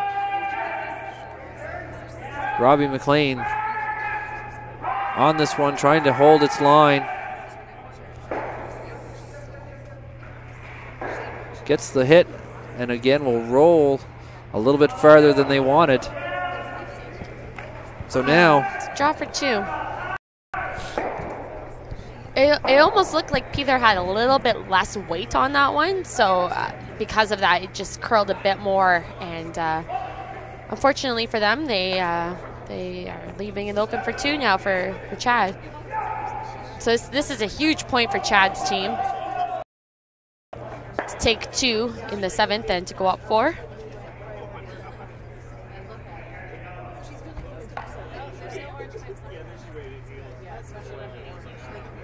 Final stone of the 7th end here. Paul Flemming for 2.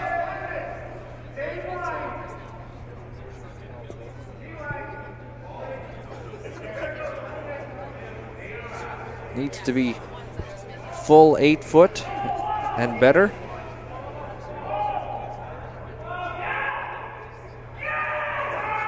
Beautiful draw from Paul Flemming as he places that one right on the button again. It's a great shot. He really, as I said before earlier in this game, he's since he drew for his single point in the 4th end, he's really seems to have a handle on draw weight and has a lot of confidence with it. And there's nothing more you could ask for in a skip. So a great shot, great deuce by Team Chad Stevens. So put another 2 up for Chad Stevens and the Bluestones, as they'll take a 4-shot lead into the 8th end. And an uphill battle just keeps getting steep for Glen MacLeod's rink here this evening.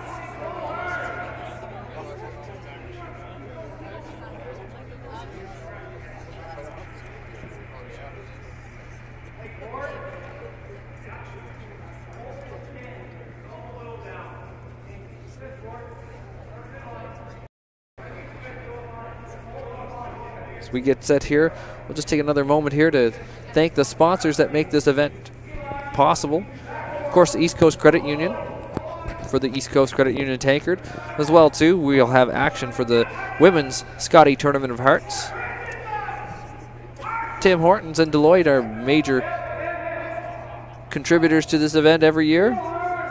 And, of course, New Scotland Clothing, Monaghan Square, Mott's Clamato Caesar, Sobeys, Kent, and the Printing House. They did a lovely job with the rings this year. They just installed these new rings earlier this week to gear up for the event. As you can see along the sides too, we have a number of sponsors as well. So we'd like to thank them all for making this event possible. So we're underway here in the 8th end. Chad Stevens rink up 4. 7-3 over Glen MacLeod's rink. So we're going to see Glen's team going hard there to get their 2 here. To take a single here in 8 would be very challenging to come back and tie up the game, because you take a single and you're down 3 with only 2 ends to play, and to steal against these men's teams is extremely tough, especially with their capabilities of throwing big weight shots very accurately. So Glen's team is definitely going to have to work hardest to get their 2 here in this end. So we'll see the MacLeod rink throw up a corner guard up front.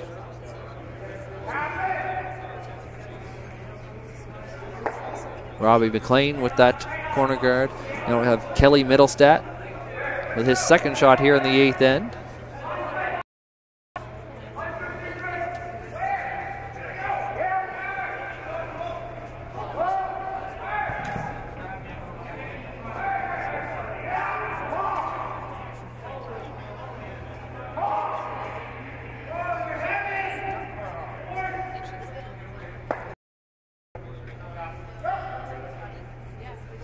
And Kelly's shot will stick to the back 4 foot. Definitely nothing wrong with that. I think he pushed it a little bit further back than he would have liked to, but it's great shot nonetheless.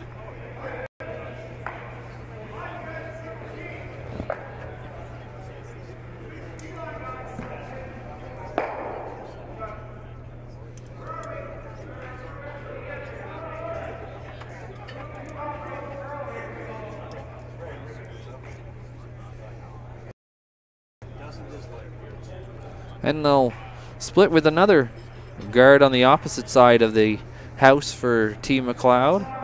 It's in a pretty good spot. I think it's too flat for Cameron McKenzie here to double them. So it looks like they're just ooh. And he'll miss. They're just going for the single peel, and a little flyby there.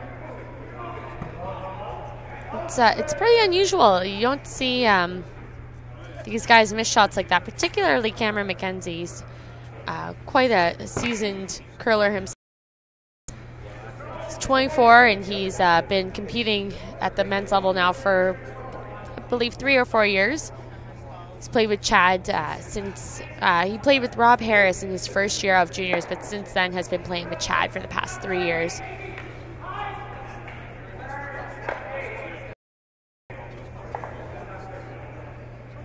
I'm not too sure what happened there, if that rock picked or if someone burnt it.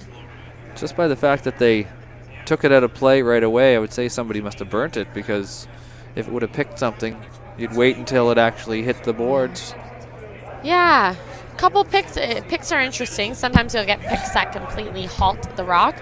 But it did look like Peter might have been the one that burned it, because he didn't look too happy, unfortunately. So an opportunity missed there, as a miss previously by the Stevens rink, and then the MacLeod rink can't capitalize on getting that shot. It's tough. I mean, no one wants to burn a rock, and it's not a good feeling at all. So it's he's just got to put that behind him and just kind of forget about it, and work with what they got at this point.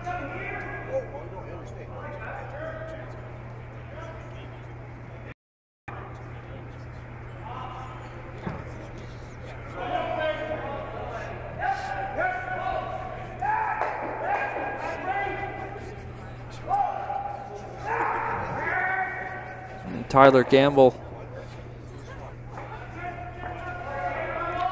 looking down. He'll just nudge that blue corner guard as things get a little crowded out to the left and front of the house.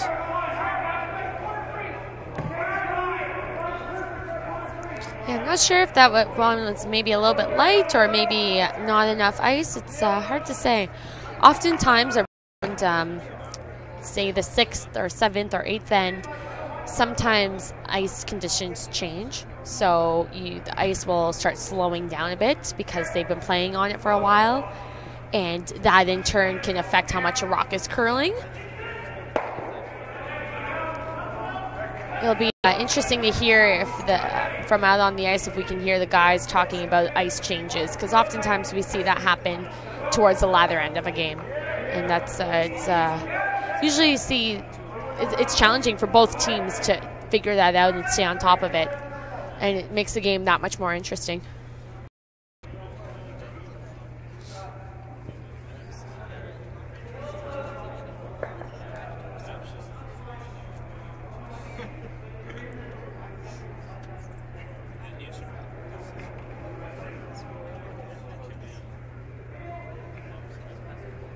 So at this point, we're going to see Glen's team just take advantage of any opportunity they have at this point. Because that blue rock is behind the tee line, they're going to try to come up right on top of it and nestle it in right there. We'll take it all the way in and just get a nibble on the button, and that will give them shot rock. It looks like he can see about half of it, so they're going to try to clean pick that one.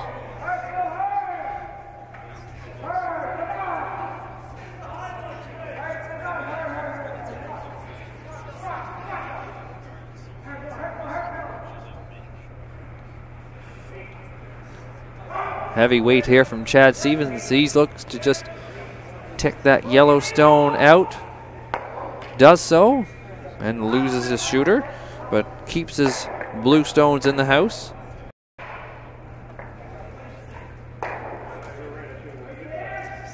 So we're going to see Glen try to make this one a little closer to that blue stone there.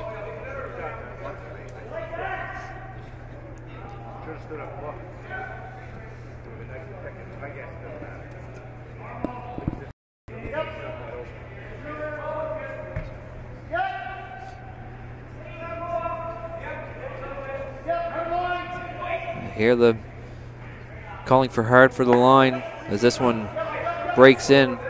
They're just changing plans here a little bit. That's interesting that happened. Usually most times if you see someone, I mean, he would have been happier having it a bit further back than the last one, and it's interesting that he came up late like that. It'd be interesting to be out there and, as I was saying before, seeing if the ice conditions are changing. Maybe there are some more flat spots out there that are making it difficult for the teams to figure out if it's slowing down in some spots, staying the same speed, etc.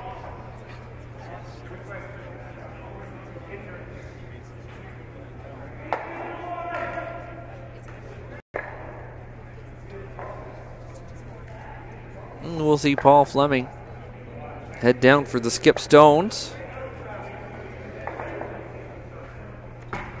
So this is a good call.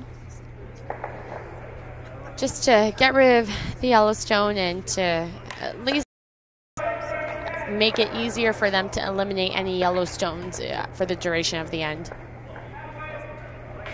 So I believe this is just a straight peel. Kelly Mittelstadt just cleaning it there. And no mistake.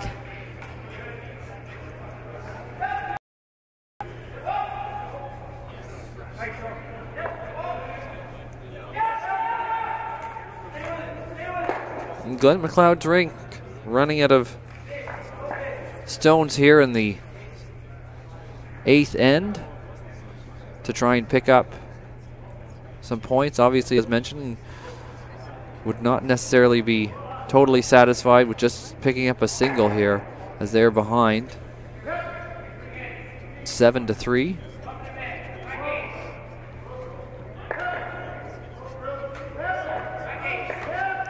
Looks like it's catching some curl there. This one will just squeak by the front and sit right on the back of the button.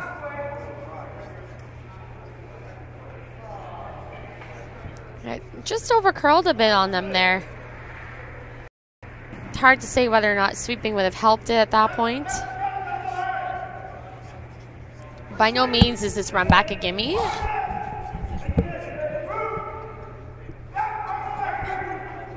I believe if he just noses that top blue stone, it should be able to squeak that yellow one out of there.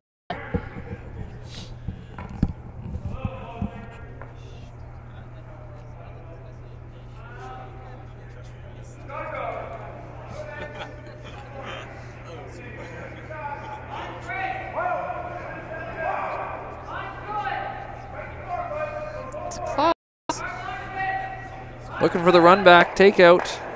He'll get one. Will he get the yellow out? It will spin just out. He got a little bit of a roll on his blue one there too. So there's a couple options for Peter here. So it's the 8th end. If he takes this one here, he would be down 3, having the steal in 9 and 10. Or another option would be he could attempt to blank, and he'd probably be looking again to go hard for 2 and 9, and then hard for a steal of 2 and 10. Both options are extremely hard. So definitely a draw here to take his one is not a bad call. And we'll see them go really hard for their steal in 9 and 10.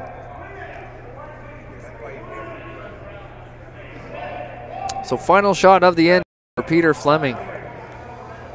Facing one against Chad Stevens' rink. Just needs to get full 12 foot.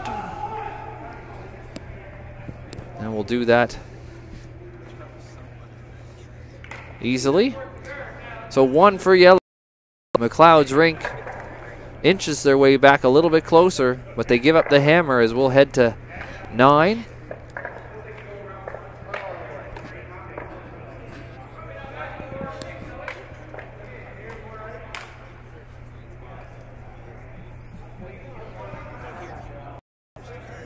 So 7-4, Chad Stevens leads over Glen MacLeod here as we head to the 9th end at the East Coast Credit Union Tankard Men's Provincial Championship here at the Mayflower Curling Club in Halifax, Nova Scotia. My name is Joel McDougall. Jones as we call the action here for you on Sheet 4 on Bell TV 1.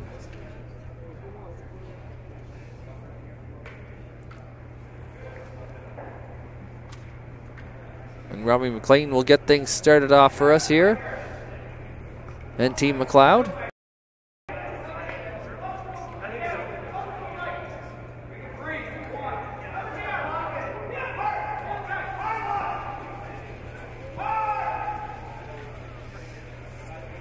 We'll start us off with a guard right on the center line.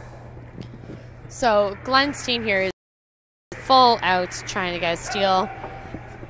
They're really in a position where they can't give up any points. Giving up 1, that means they're down by 4 going into the last, and taking 4 in the last end when the other team's going full out defensive is near impossible. So a steal here is absolutely necessary for Glen MacLeod's team.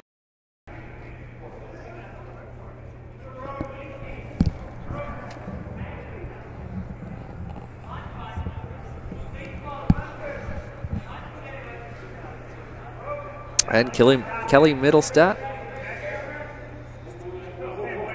lead for Chad Stevens.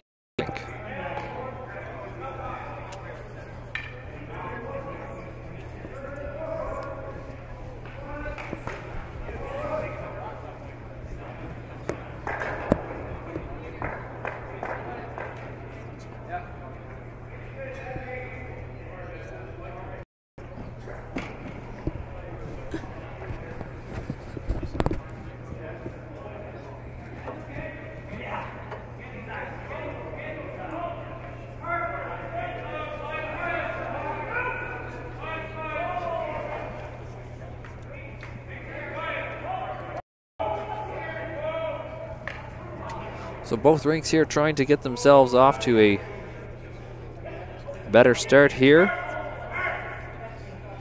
Stevens already with a win in the books from the draw 1 earlier today. Glen MacLeod trying to avoid going 0-2. That's looking difficult at this point in time.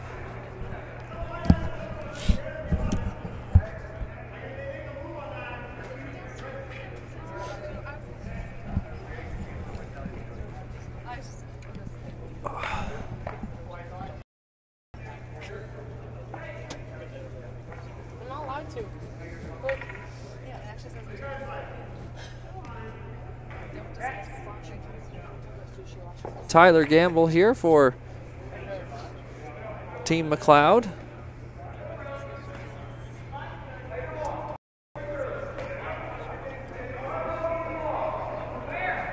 So they've set up a couple center guards, which Stevens has used and come around themselves. Now, Gamble will look to try and do the same.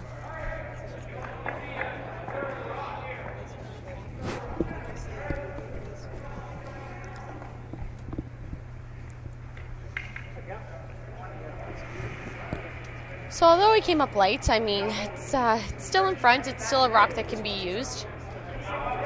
So it was a miss. It's you often hear curlers talk about good misses and bad misses, and that would be more of a good miss because it's still a rock and play that can be used, as opposed to, say, if he went through the house and it's a rock that you can't use anymore.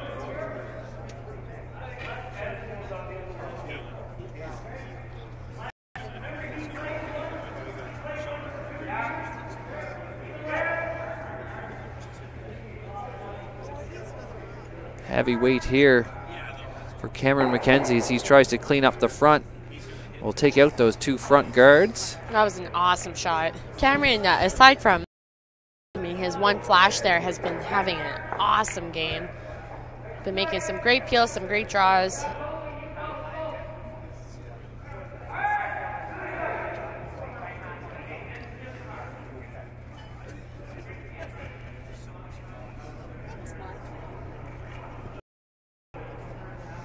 Cameron McKenzie with his second shot here in the 9th. Sorry, Tyler Gamble. I made that mistake again.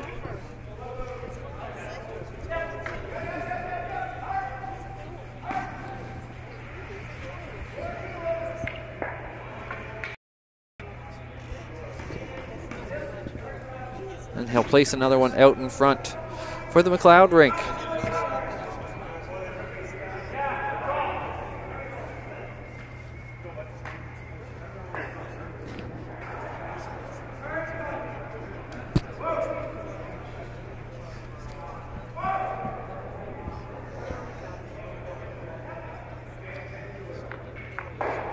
Catches that one thin and will tick out one of the yellows out in front.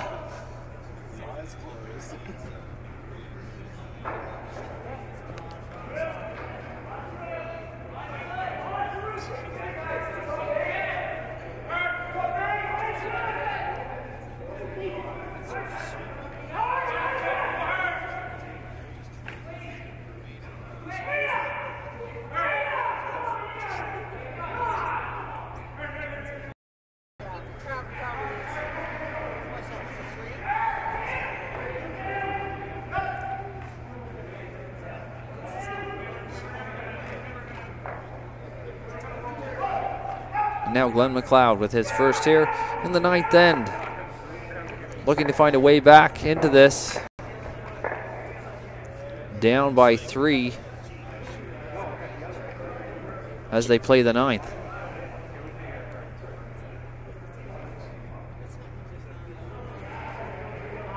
There's nothing wrong with that shot. It's, again, in play in the front. It's a use rock, so...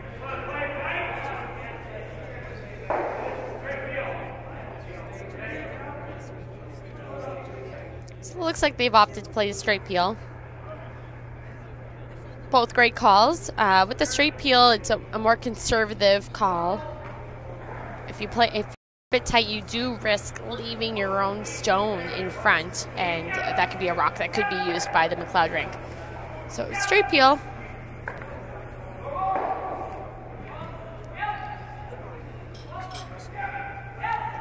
They'll look to be replacing that guard that was just removed. Quick update across the board here just to keep everyone at home updated. On sheet 2, we currently have Paul Dexter up against Stu Thompson. And Stu Thompson currently leads 6-5 and has hammer in the 9th end. Over on sheet 3, we have Sean against Brett McDougall. And it looks like Sean Adams' rink just put up a 3-pointer in the 8th end. So they are now leading 8-4 after 8. And over on sheet 5, it's a battle against the Jamies. We have Jamie Danbrook up against Jamie Murphy. And it looks like Jamie Murphy is up by 1. And it's 7-6 after 8. And Jamie has hammer. Jamie Murphy has hammer.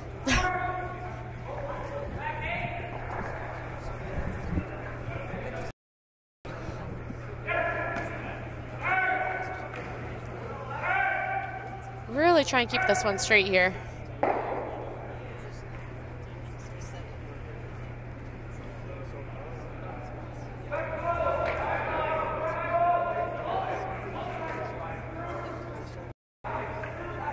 The rocks really look like they're reacting well on the ice. I mean, Chad hit 3/4 to maybe even a bit more of that rock, and he completely rolled out. So they're getting a lot of movement on this ice, which is indicative of a good ice surface and the rocks as well. They would have prepared to this event where they would have sanded the running surface, meaning that they, if you look on the bottom of a rock for you curlers out there and non-curlers as well, the bottom of a rock has a running surface to which is on the ice, and oftentimes before events they'll touch up those edges, and what we call that is sanding. And by doing that, usually you get a lot more curl and a lot more movement from these rocks. So it prepares the rocks for an event such as the provincials this week.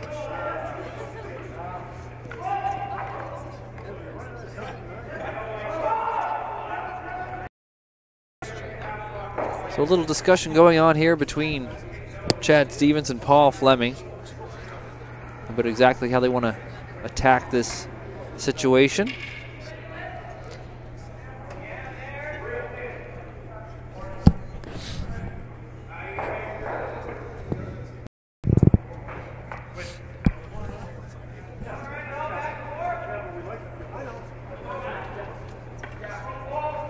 Paul has a little discussion with the front end as well before taking the shot. So it looks like he's going to try he's throwing the intern at the yellow guard that's tight over on the right-hand side there. And he's going to look to roll his shooter into that yellow stone that's in the rings. So it's a great call. It's got to move, though. Just catches a little bit of the yellow, removes his own blue stone. I don't think they were anticipating it that thin. It just had to curl up, I would say, half an inch or so, and he would have successfully eliminated that yellow stone. So it looks like the advantage has turned a bit to the MacLeod rink here. I mean, it's still a lonely house, so there's going to be options for the Steelers to open up that scoring area and definitely get their 1 point. But the MacLeod rink's going to try their best with what they got here and just give it all they got to get their steal here.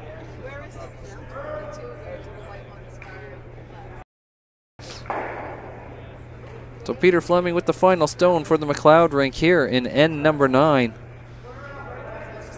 They are down 3, 7-4. Without the hammer here. They'll look to sit 2 and then force the Stevens rink.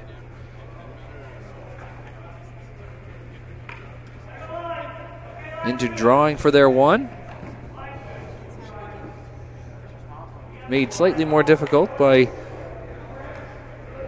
MacLeod on the center line.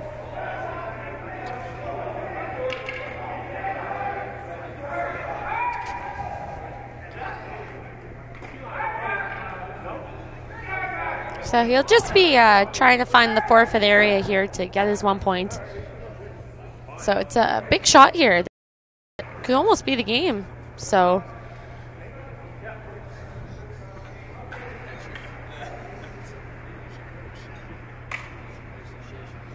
are they changing it up here? Are they playing the double instead, Joel? Yeah, I suppose if they're coming down with heavy weight to just run that back and see if they can split the 2. I would say that would have to be by the placement of the broom.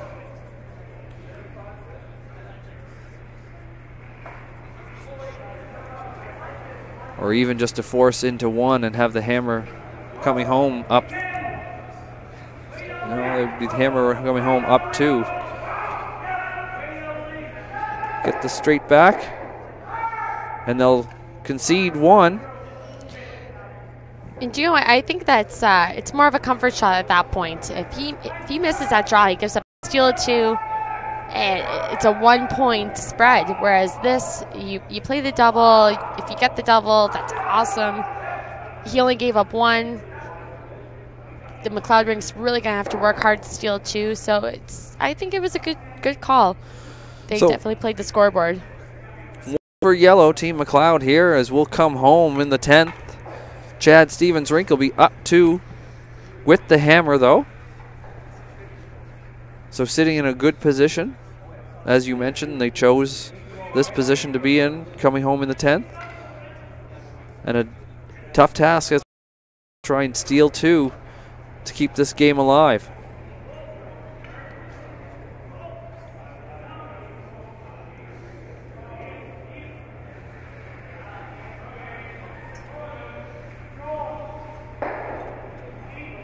And we'll see Robby McLean begin the end, as we've seen before, by putting guards up to the front. And I think I hear Glen MacLeod saying really tight.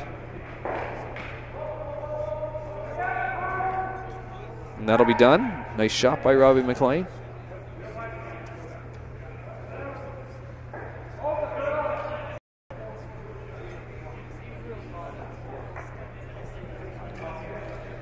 So it looks like they're electing to play tick shot here. So basically what that means is when you have your free guard zone in curling, so the first 4 stones be removed out of play. Sorry, on the 5th stone, so that would be the second's first shot on the opposing team, they can remove guards.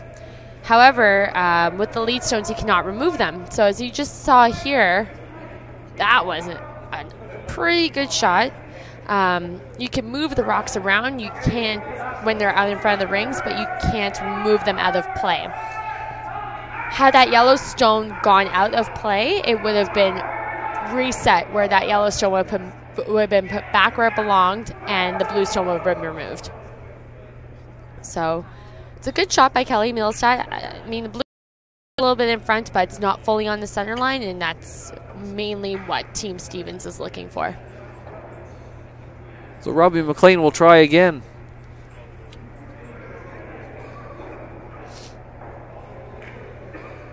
This one coming a little more off center. It looks like it, possibly. I'm not sure if they were. I actually missed seeing where Glen had put the broom. Had he put the broom closer to the center line, or?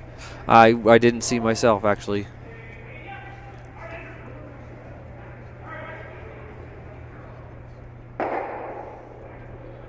And Chad Stevens will get his own stone.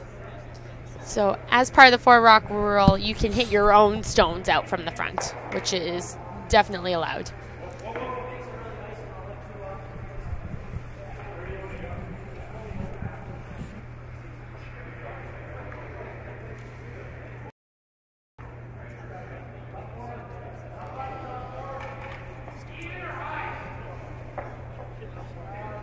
We'll see Tyler Gamble now, as we're playing in 10, final end in regulation.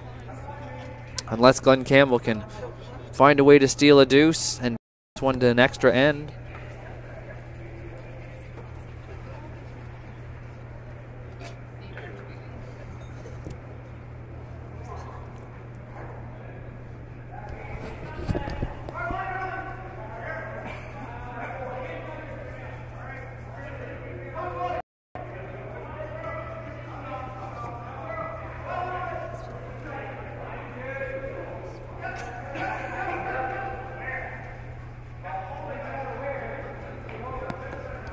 There's Cameron McKenzie.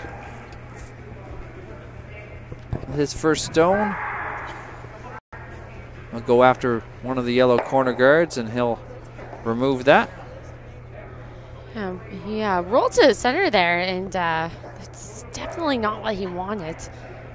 If anything, rocks in the center are going to benefit Team MacLeod at this point. So you're going to see Glen MacLeod use that blue stone to their advantage. I would say they're probably going to throw up another guard at this point. Probably get some space in between the blue rock that just ended up in that spot. Or maybe not.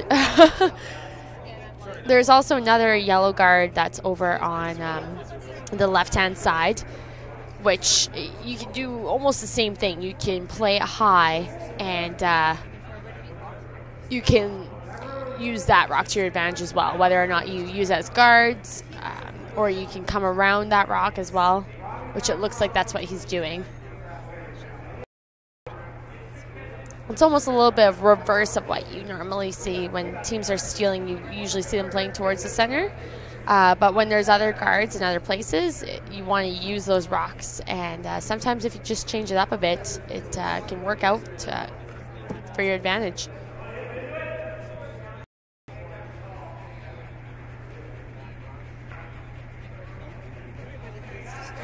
So Chad Stevens is going to choose to clear up that center line again.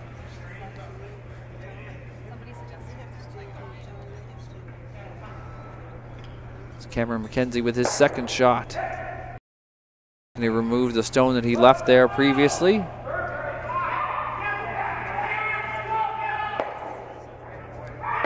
That was awesome. Gets the hit and the roll and will take out the yellow at the back of the house to boot.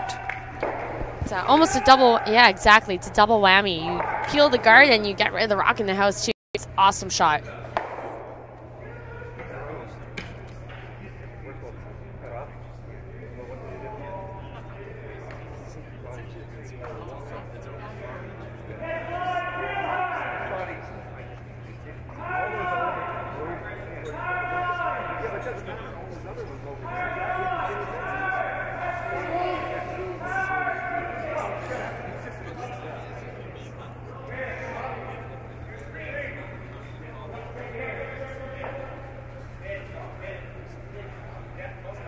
Glen MacLeod looks to come around that corner guard again.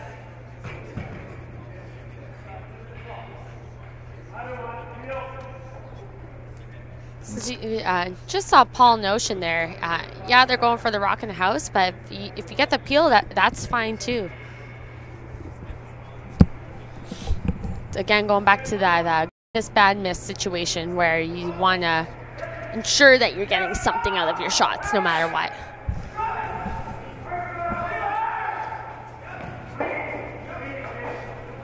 Just cleaning it, and there they'll take that contingency plan of just peeling the corner guard.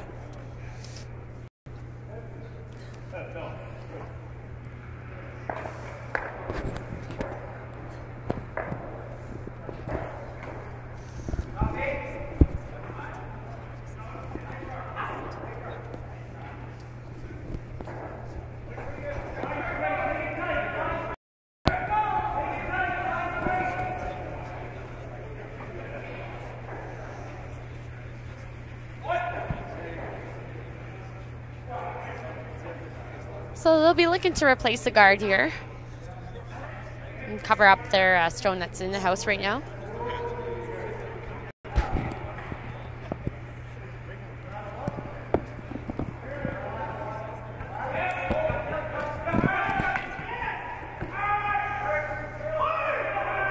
As you can see, Paul up there looking for the straight peel.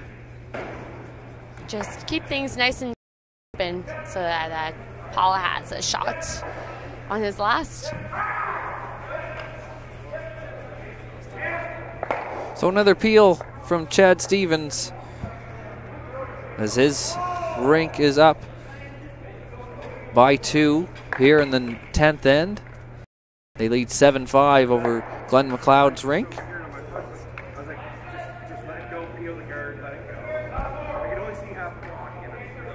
And you can maybe hear a little bit of the conversation between Chad Stevens and Paul Flemming there about going after the guards and what he could see. I feel like I have an echo. I feel like Chad's saying exactly what I just said. It's a sign of a good analyst, Carly. Sometimes. Only sometimes. I play lead on my team, so I'm not in the house that often, so I'm trying my best.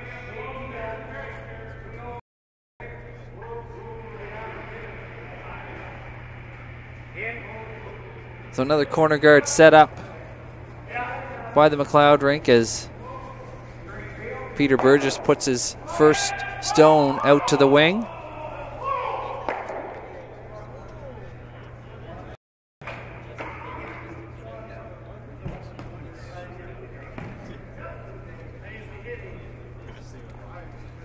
So although he's in the house holding the broom up there beside the rock, it appears that they are playing the peel still. Just for you viewers at home, just an idea of what shot they're actually calling.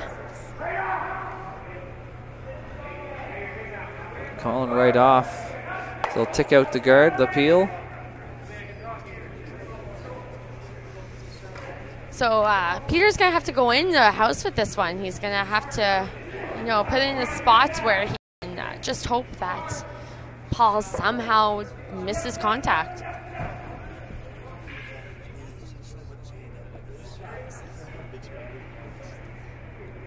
So Peter Burgess' final stone here needs to put it in the house to have any chance. Glen MacLeod's rink to remain in this match. It looks close. They're sweeping it together there. It's gotta be in the paint. And it's curling out It's wide. not going. Oh man. And we'll have as Chad Stevens' rink will defeat Glen MacLeod here in the draw number 2 at the East Coast Credit Union Tankard. Chad Stevens improves to 2-0 while Glen MacLeod falls to 0-2. Final score will be 7-5. And Carly, any final thoughts here on today's matchup? It was a great game. There is lots of great shots made by both teams. I really think the key end was where Peter missed his shot, unfortunately, and gave up that steal of 2. I mean, you never want to see people miss shots. You want to see teams, and it was a good game, but I really think that the big turning point in this game was that steal of 2 and 5. So, yeah, no, it was a great game, and I mean, yeah, Glen's team is 0-2, but there's lots of games left. There's 7 more games. And great first day for and Co. They'll be extremely satisfied to go 2-0. Strong start to the tournament, and they'll hopefully take that momentum with them into tomorrow and generate some wins from there. Again, final score here, 7-5. Chad Stevens beats Glen MacLeod on sheet 4 at the Mayflower Curling Club in draw number 2 of the East Coast Credit Union Tankard. I'd like to thank Carly Jones for joining me here this evening. Thank everybody at home for joining us as well.